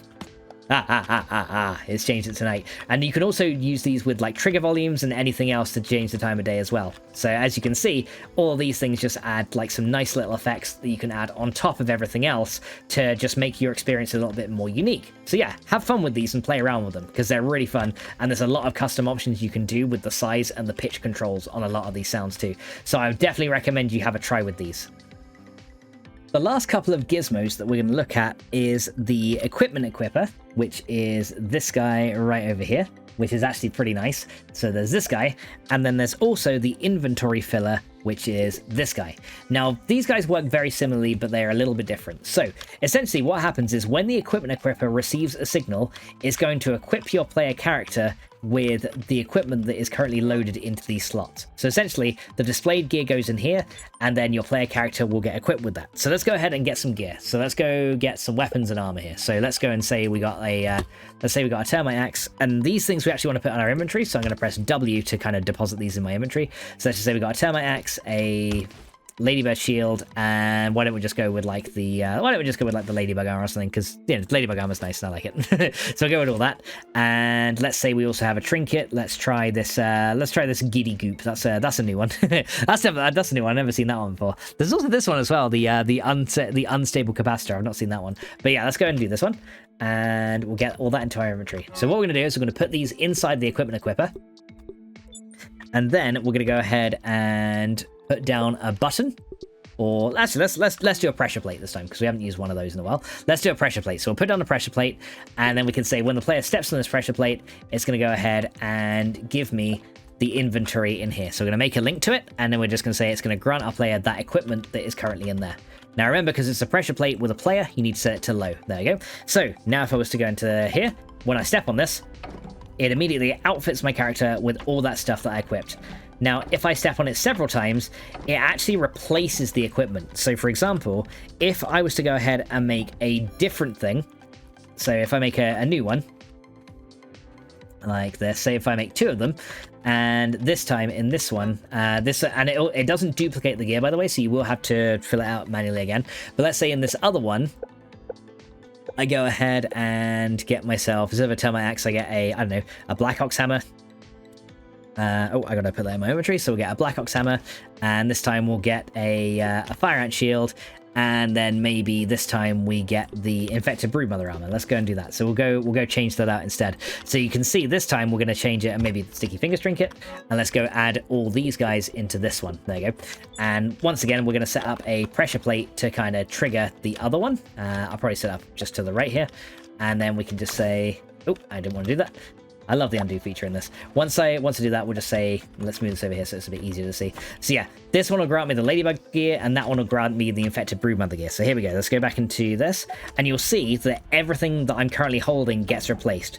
So if I go and switch this one, and then switch to this one, you can see now that I'm in this stuff. However, if I go into my inventory, the stuff that was in my hands gets replaced and it does not get put into your inventory. So if you don't want to delete players' armor accidentally, for example, you need to be very careful how you use these, because you don't want them to, like, you know, lose some gear that maybe they've upgraded or got somewhere on your adventure map or something like that. So that's where the inventory filler can come in useful instead. So for example, let's go ahead and come out of here. And let's say I wanted to make it so that when my player stepped on this pressure plate, it grants me some smoothies. So let's go ahead and get our... I need to go into this one. Let's go get some smoothies from over here. So let's say that once I step on that, we get... Yeah, so we get like 5 boss sauce. So let's go and do that. And then we're going to go ahead and do this. And we'll put that into the inventory thing there. And let's go ahead and do this. So we'll go on here. Let's say I get this armor set, and I step on this thing. It'll go ahead and give me the boss sauce. However, this thing will continually give me boss sauce every time I step on it.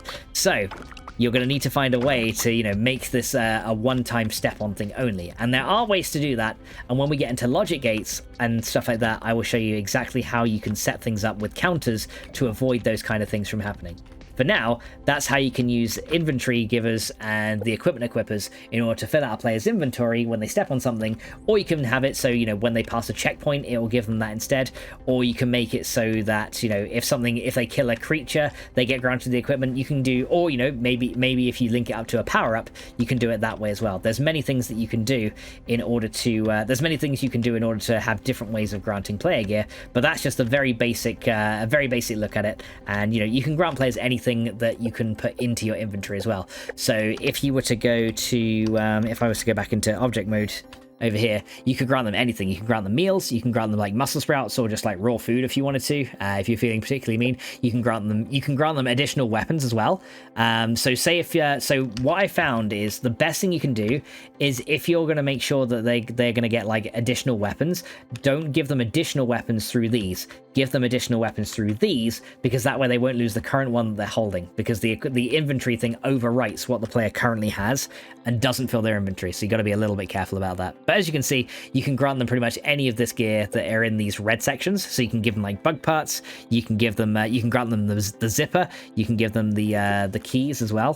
So if you want to use the keys, you can give them those as well. So yeah, these things are very, very good, especially for like arena maps. So if you're making like an arena thing or like a PvP arena or something like that, these things are really good just to get players set up nice and quickly, and then they don't have to worry about faffing through their inventory and through chests and things like that. So yeah, definitely use these, because these are pretty cool.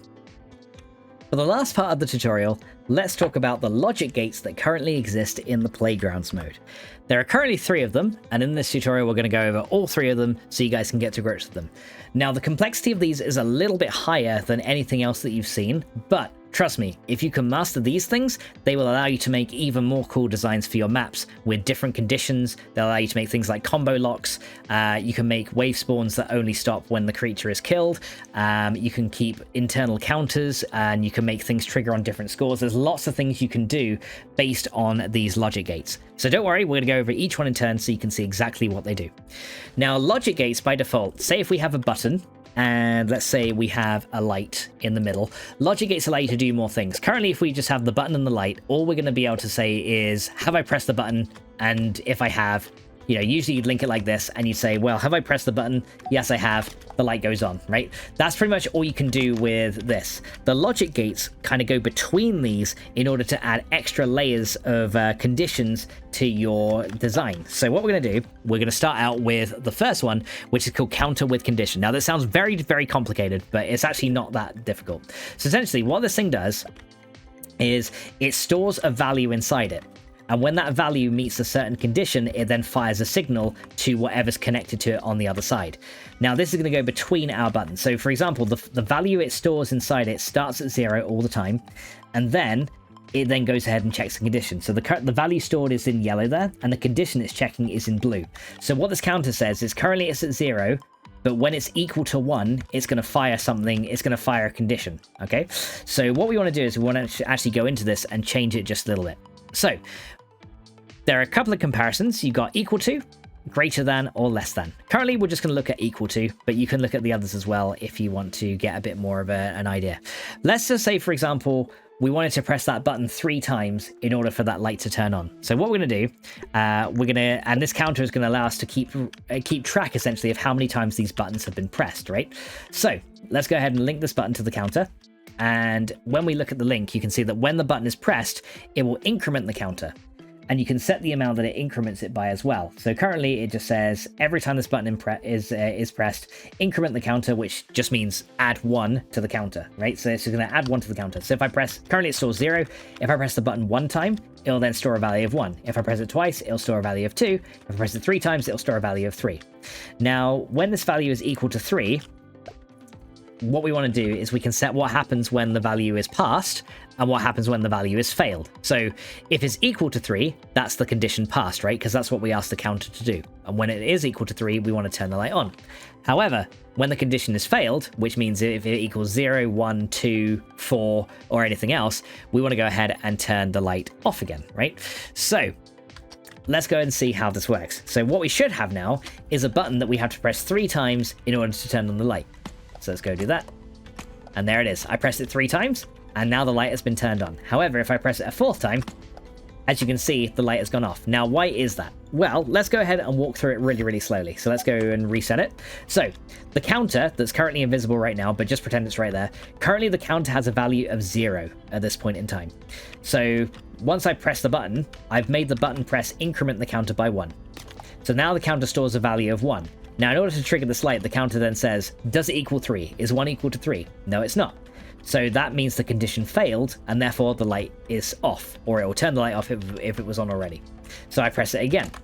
Now the counter stores 2, but of course that's still not equal to 3, so our condition has still failed. But if I press it 3 times, well, there you go. The counter now is equal to 3, and that means the condition is passed, and then we set that the light turns on when the condition passed. But then why then, if I press the switch a 4th time, does it turn off? Well, if we walk through it, the counter now has a value of 4. But now, because 4 is not equal to 3, well, then the light is going to go ahead and just turn itself off again. So because the condition failed, the light then goes ahead and turns itself off. You can also do other things with counters as well. So let's go ahead and add another button here. And this one I'm going to color in blue. So here we go. So we're going to go color this button in like a blue color. And this is going to, this you can actually use to reset your counter as well. So you can make a reset button if you want to. And all you got to do is change it to set value. And then we can just change it back to 0.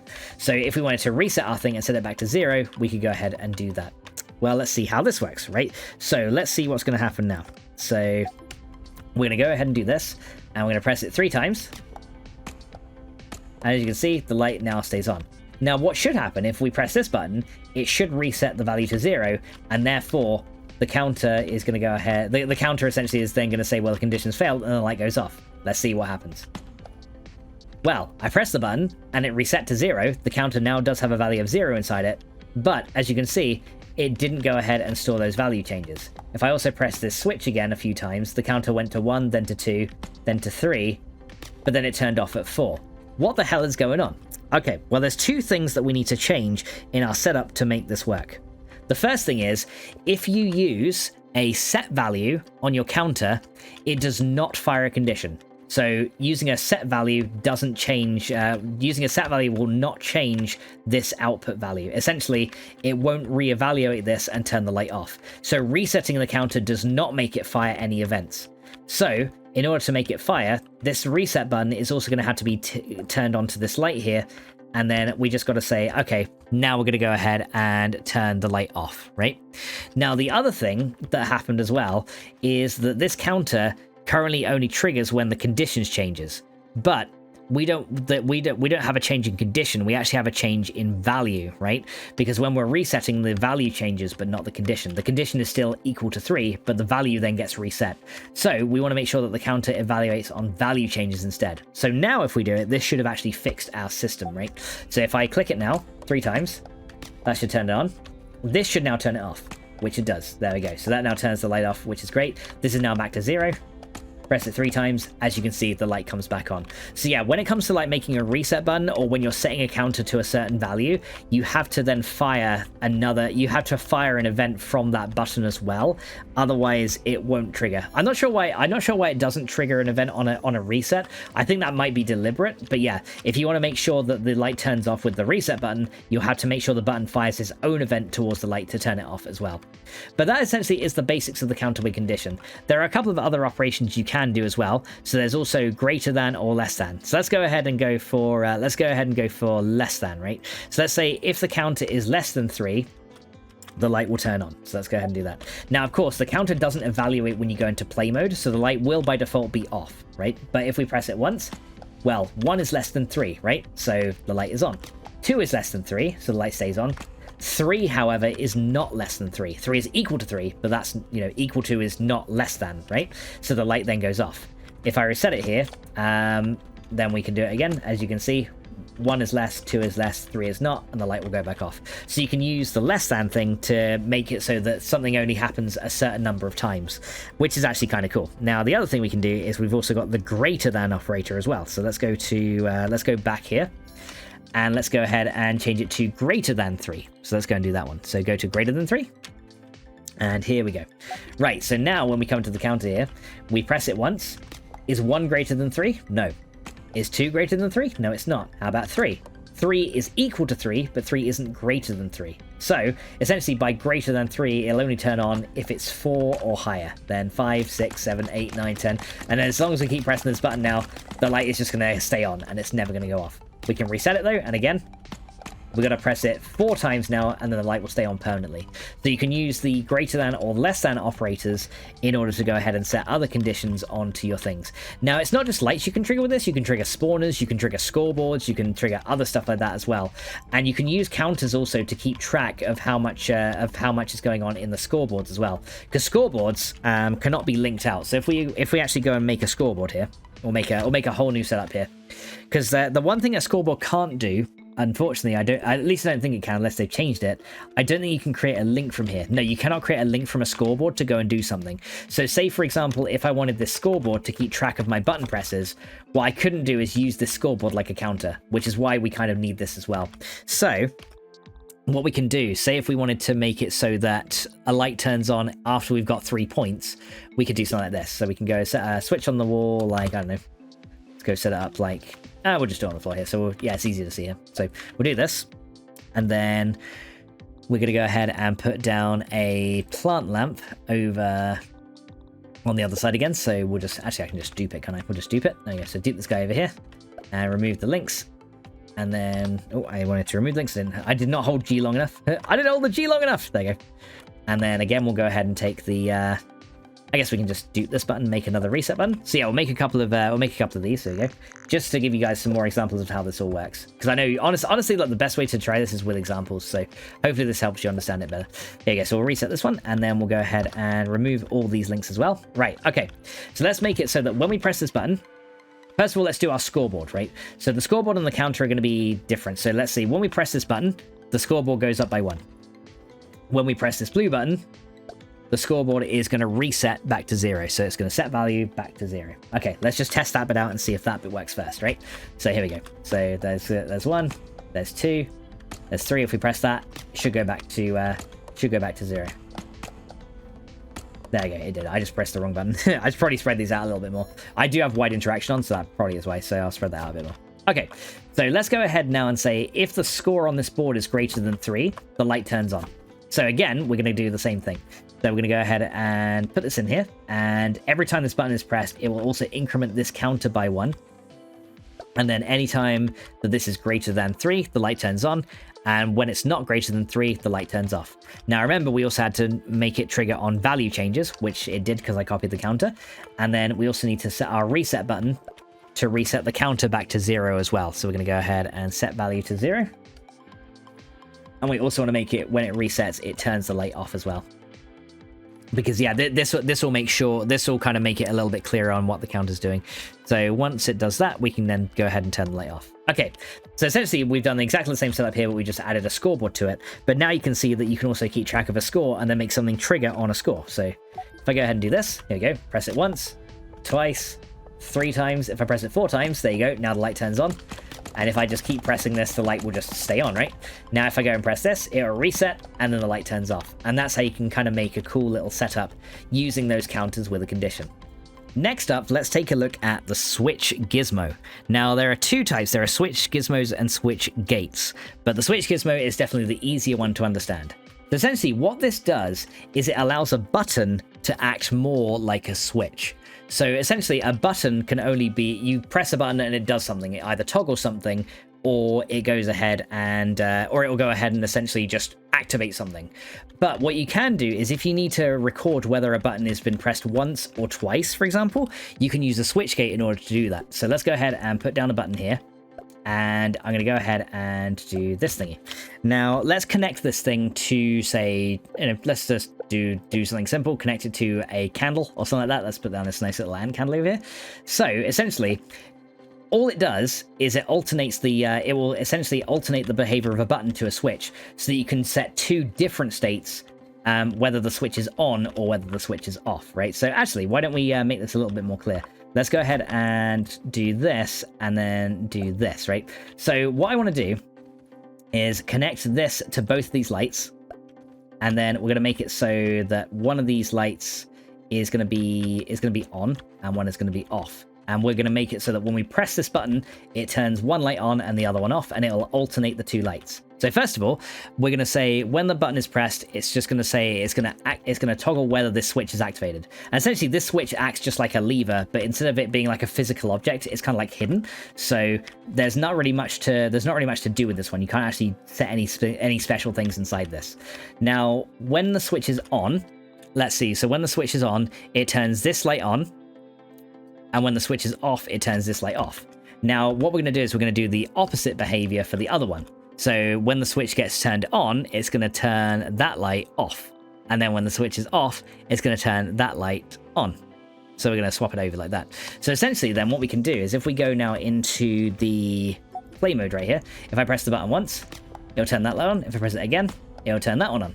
And as you can see now, I can alternate between those 2 lights using the switch gizmo. So essentially you can then make a button act like a switch. Now you can kind of do that with just using a button, but the problem is you would have to, if you wanted both lights to be off initially, you would have to go ahead and make it so that you'd have to go ahead and essentially make it so that one light was on by default at first. But that's a little bit crazy, because then you might not want all the lights to be on. So using the switch gizmo kind of allows you to do that instead. The other thing you can do is you could also set it on like a timer. So say if you wanted like a load of lights like flashing on and then turning off, you could then make I'm in the wrong one. You could make a timer gizmo here, and you can say that every second it goes ahead and alternates this switch, right? So if we set it to, we'll set it just to start by default. So as soon as we start playing, it will do that. But then every time it goes off, it will swap the lights. So now if we do this, you should see that it will turn that one on, then that one. And as you can see, then these lights kind of like turn on and off. So you can use this to make like a kind of a siren kind of thing if you wanted to. If you're like, if you made like a police car in Grounded or like an ambulance in Grounded, you could use these like siren lights or something. So you could definitely do something like that if you wanted to. So yeah, this is just like a cool way that you can like switch between 2 different states, and you can chain multiple of these together as well to get even more advanced circuits. So yeah, the switches I guess can be a little bit tricky to understand at first, but essentially it allows a switch to operate without there actually being a switch there. If you guys follow that, I know it might sound a little bit confusing, but honestly, just try it out. Essentially, like I said, it allows a button to act like a switch, or you can make other things before it trigger whether the switch is on or off. So, for example, you can make it so that you could even make it so that a counter with condition can flip a switch. Not that you would really need to do that because it kind of has its own switch logic built in anyway, but that's something you could do, for example. Now, the next one I want to look at, which is the final of the logic gates, and this is probably like one of the more complicated ones, is the switch gate. Now, this one is essentially, if you've done any kind of like decision math, logic, programming, electronics, it works very, or even if you've done like some like redstone from Minecraft, or like, some modded circuitry from modded Minecraft or something like that, it kind of acts very similar to that. Essentially, it's like an AND gate and an OR gate and stuff like that. It's pretty much like Grounded's version of that. So let's go ahead and do this. So what we're going to do is this chest is locked and this light is off. let's say that we only want this chest to unlock when all three switches are active. Now, if we were just to kind of link this to this, as soon as we flip that switch, the chest will unlock, right? And that's not the behavior we want. So what we're going to do is we're going to go ahead and essentially first put all of these guys into this, and then we're going to go ahead and put this into the chest. So essentially all these switches link to this into this thing, and we're going to switch it into all. So essentially what this means is now this chest will not unlock unless all of these switches are pressed. Now we also have to make sure that when the condition is true, then the chest unlocks, and when the condition is false, it will lock again.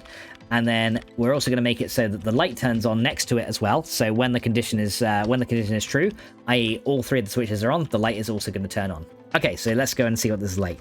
So when it's in all mode, essentially all three switches have to be pressed. There you go, that's now on, and now we can interact with the chest. If we turn any one of these off, it will reevaluate it, and now as you can see, I can't get in the chest, Captain! But yeah, essentially all three of these need to be on, and they need to be working in order for this to be interactable.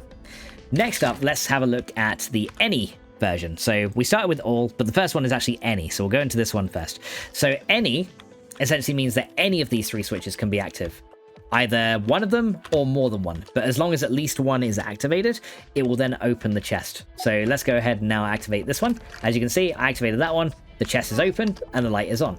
If I was to activate this one, the same thing, because my logic gate is saying that any of these three can be active. I could also activate two at once. Again, same thing. Or if these two are active. Or if these two are active. And I can even activate all three. As long as one of those things is activated, any one of them, then it's gonna be working just fine. So there you go. That's how you can make it. That's how you can make it so that one of these things will open it, but it doesn't matter which one. Now there is a couple of other options as well with this gate.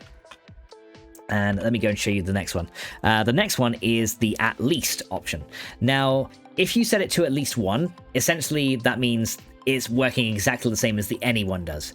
However, if you change the number to like 2 or something like that, so let's say it's got to be 2, that means now at least 2 of these switches have to be active for this chest to open and the light to turn on. So if I activate just one, no dice.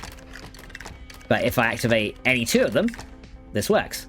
Because 2 is at least 2, right? If I activate all 3 as well, because 3 is at least 2 because it's bigger, right? That means it'll activate. So as long as 2 or more of these things are on, that chest will then stay open. But as soon as I go less than 2, the chest is then going to shut again, and it's going to turn itself off. The last one to look at is going to be the only one. And this is very, very self-explanatory. Essentially what this means is that only one of these switches can be activated. So this acts like a logical XOR gate. So essentially only one of these can be active. If I activate more than one, it's not going to work. So if I activate 2 or 3, it doesn't work. But as long as I've got 1 activated, then the thing is going to go ahead and open. There we go. Now you can do some cool stuff with this. For example, we could use something like this to go ahead and make a combination lock. So let's go and let's go and show you something cool. Because yeah, you can make like things like combination locks here. Apparently that's an invalid surface. Oh, okay, because we're in play mode. We need to go in design mode. There we go. I know what I'm doing. I know what I'm doing, guys. I know the differences between play and design mode. I swear. Okay, let's go make a combination lock door so you guys can see like what happens here. Okay, here we go. So what we're gonna do is we're just gonna kind of put a thing across here, make a door right here, and then we're gonna go ahead and do that. There you go. So there's our door, and by default we want this door to be locked, right? Because we don't want the player just to be able to walk through it. And essentially what we want to do is we want to have a series of switches that we have to that the player has to activate in order for that door to open, but only a certain combination is going to work. So let's go ahead and use these switches here. Here we go.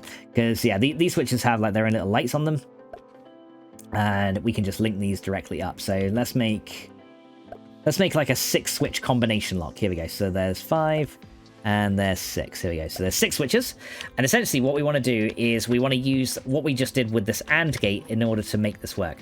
Now, before I show you that, I do want to show you one more thing with this gate, and that is the NOT variant of this. So essentially what the NOT thing does is it reverses the logic instead. So for example, let me get a lever here, and I'll just put this over here. And let me go ahead and I just guess I'll duplicate this candle. There you go. Because yeah, this is going to be important for our combination lock as well. So if I put down another one of these switch gizmos, like here, and then I turn it into not any. What this means is while this thing is turned off, the light will be turned on. Now, of course, it doesn't evaluate as soon as we start. So if essentially if I turn this on, it's not going to be on. However, if I turn it back off again, if I turn the switch off, then the light turns on. Whereas if I was to just link it directly, for example, if I was just to link it directly to a light instead, if I just copy this one and this one and remove that link here. Oh, no, not that one. Remove that one. So essentially, yeah, essentially all it does is reverses the logic and reverses the direction that the switch has to be placed in order for it to work. So if I go into here, if I turn this switch on, it just turns light on. You know, the switch is on, light is on, switch is off, light is off. In this case, switch is on, light is off, switch is off, light is on. So that's the difference. So the switches have to be in different positions in order for the lights to come off. So all the not thing does is just reverses the logic, and this is going to be very important for our combination lock. So here we go. Let's go ahead and make this combination lock here, and let's do the. So essentially, we got the buttons, we got the door. We just now have to do the logic behind it, right? So first of all, we're going to decide which of these switches have to be activated in order to work, right? And what we should do actually is have a we have like maybe a button at the end of it, so that once we put in the combination, we have to press a button to then see if the door will open. If it does, then great. If not, then well, that's not really worth thinking about, right? Okay, so let's go ahead and move this over here. We'll put a button at the end right here, because that's how most combination locks work, isn't it? You do the combination, then you're like, is that the right combination? And then if it is, it's like, yay, it works, right? So here we go. We're gonna go ahead and say, first of all, we are gonna need to get one of these switch gates, and we're gonna go ahead and put this guy right over here, just so it's a little bit easier to see. All right, and now what we're going to do is we're going to decide which of these switches need to be linked up into this, which of these switches essentially need to be linked up into this gate. So let's say the correct combination is going to be the second one, the fourth one, and the second one, the fourth one, and the fifth one, right? So that's going to be the correct one. Or sorry, second, fifth, and sixth. I can count, guys. I can count. Okay, so yeah, as long as these three are up, essentially the door is going to open. So here we go. So first of all, we'll link it to that door right there, and then we're going to say the door will unlock, and then it will open, right? So we're going to go and do that, and we don't want the door to close if the combination is false, because, you know, once a combination lock is unlocked, the door is unlocked, right? So then, you know, we don't want it to lock itself again. So what we should do now is if we go over here and then activate number 2, 5, and 6, you can see the door actually opened, and that's because me being a dunce forgot to switch it from any to I forgot to switch it from any to all. There you go. That'll be why. Okay, there we go. So we're going to do this one. No, sorry, 2, 5, and 6. Here we go. So 2, 5, and 6, and you can see once I do that, the door then just goes ahead and opens up. Now the problem is, though, I could also do this. I could also activate 1, 2, 5, and 6. And the door was still open. Now, why is that?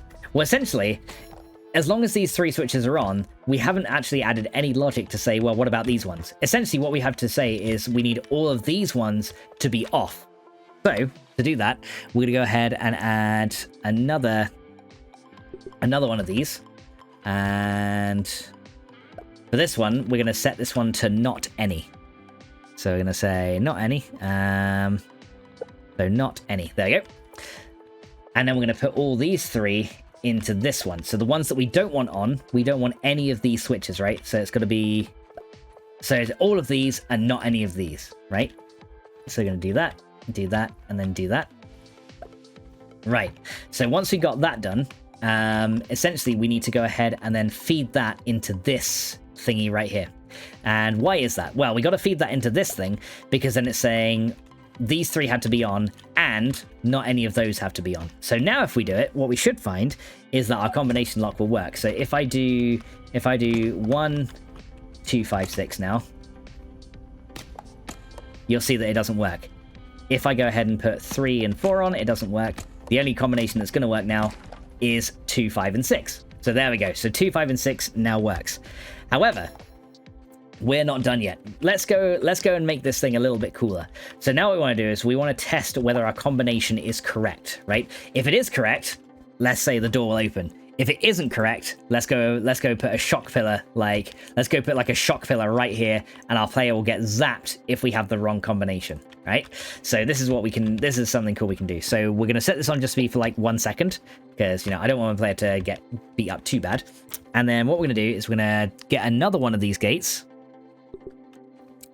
and we're going to put it kind of like right on the end here. So wait a minute, I need to do switch gate. Here we go. So that one, get a switch gate, and we're going to put this one right here.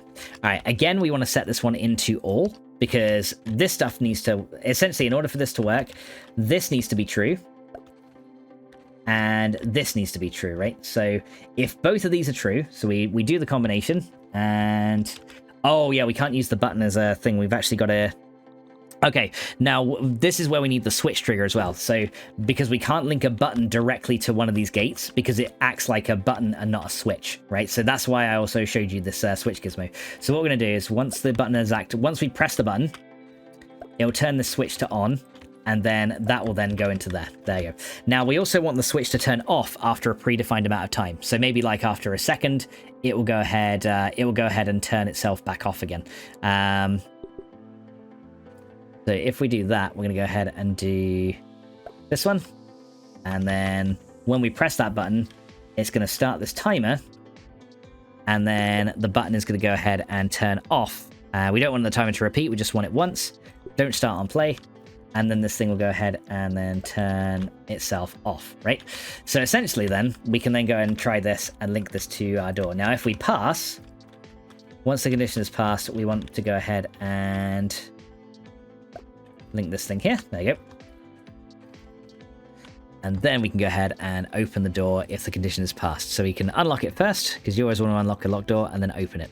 All right, so let's see if this works. So what we need to do now is we need to go and enter the right combination, which is 256, and I got to press this button. And as you can see, I pressed it and it worked. Oh, but as you can see, the door closed again. That's not good.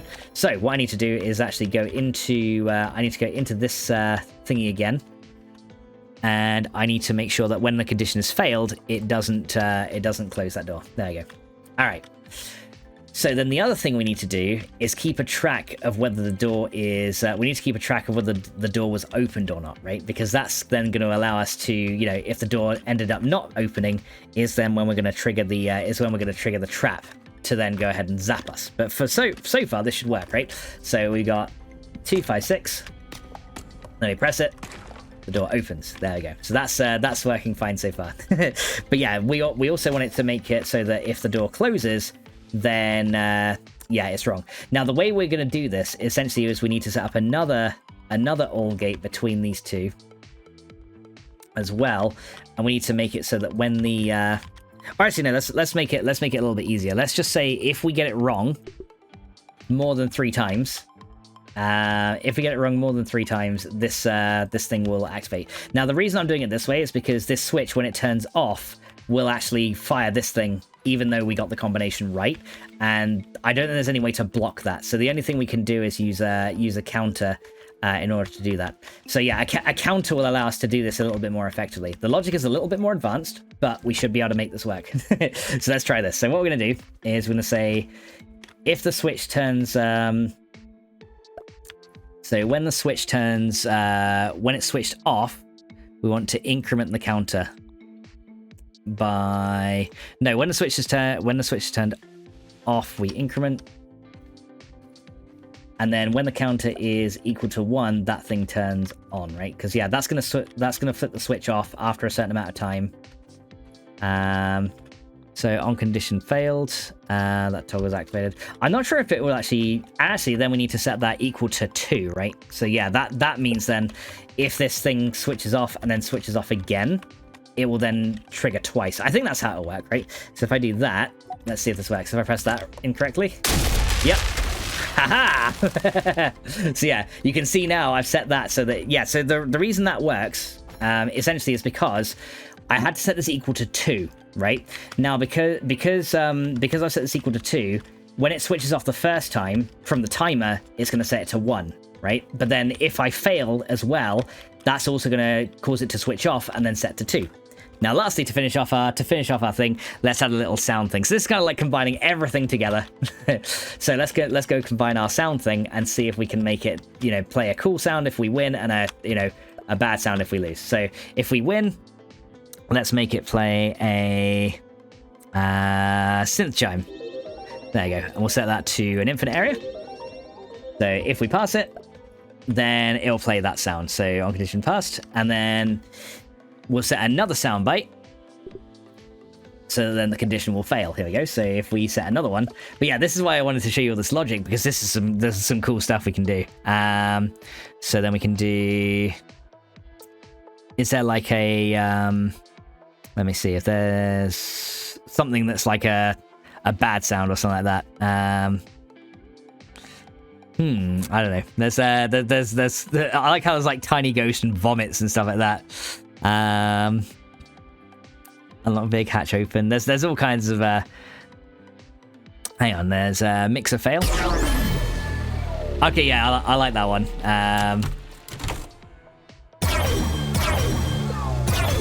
There you go, we'll do that one.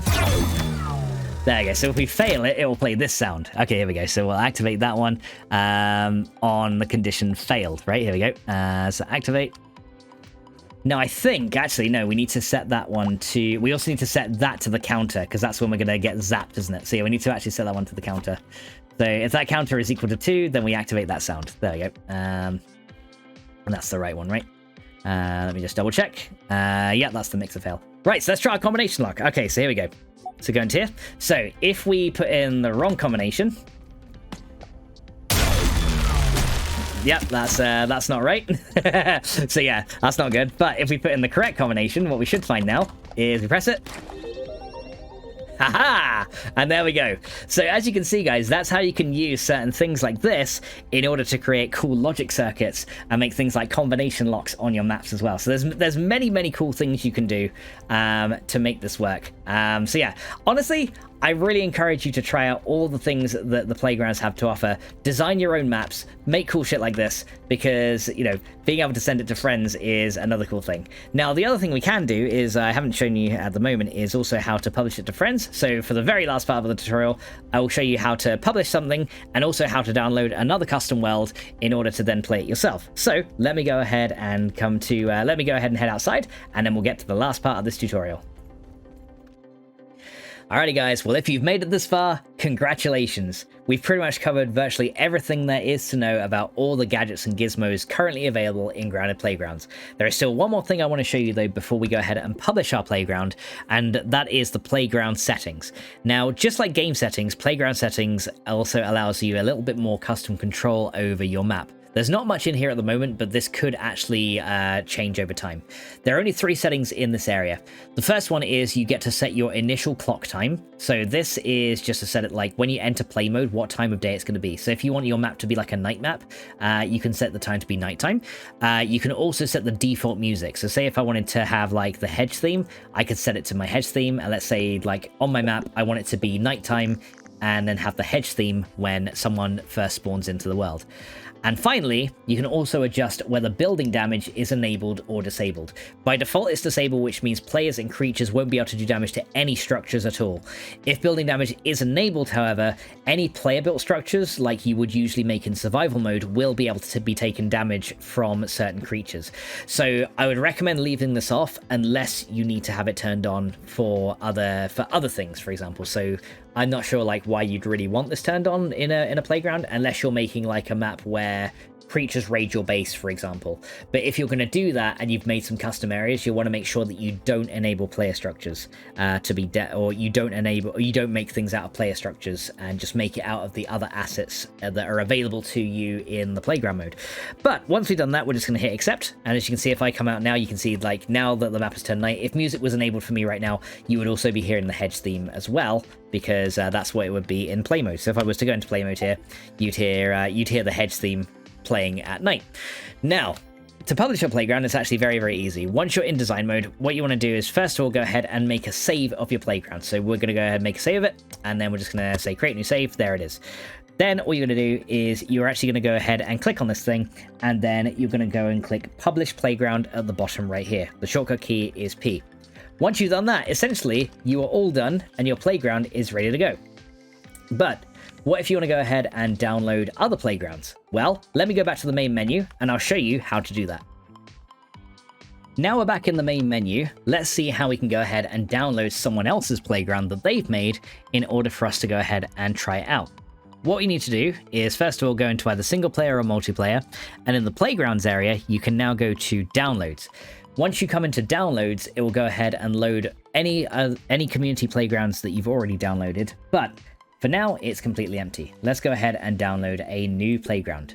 So essentially, when you want to go download a playground, most of the time you're going to find these codes probably like on the Grounded Discord, in social media, on forums, or maybe one of your friends will make it and they'll send it to you. Essentially, every time you publish it, you will get it's like a 9-digit code with a couple of dashes in it. So it's usually of this form.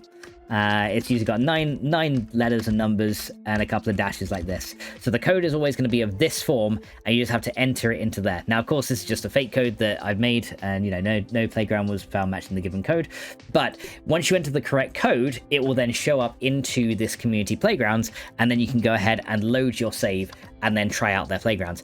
Unfortunately, I haven't actually managed to publish a playground yet, because in this current build of the public test, the publish feature actually crashes the game.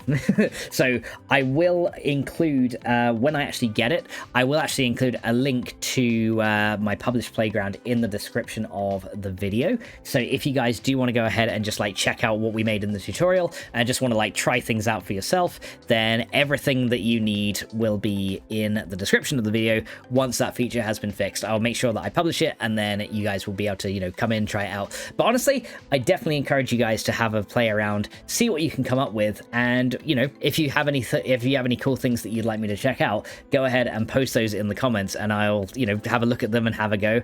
And if you're ever having problems with like logic gates or circuits and you want to know how to make something work, or if you have a tutorial request for pretty much anything to do with Grounded Playgrounds, please let me know in the comments, because I'll be more than happy to go ahead and do a tutorial. We saw a couple of cool things, like combination locks and trap rooms and things like that, but I'm sure there are many more things that I haven't thought of that you guys have thought of, and you may want to be knowing how to create those if you've maybe hit a stumbling block or anything on the way.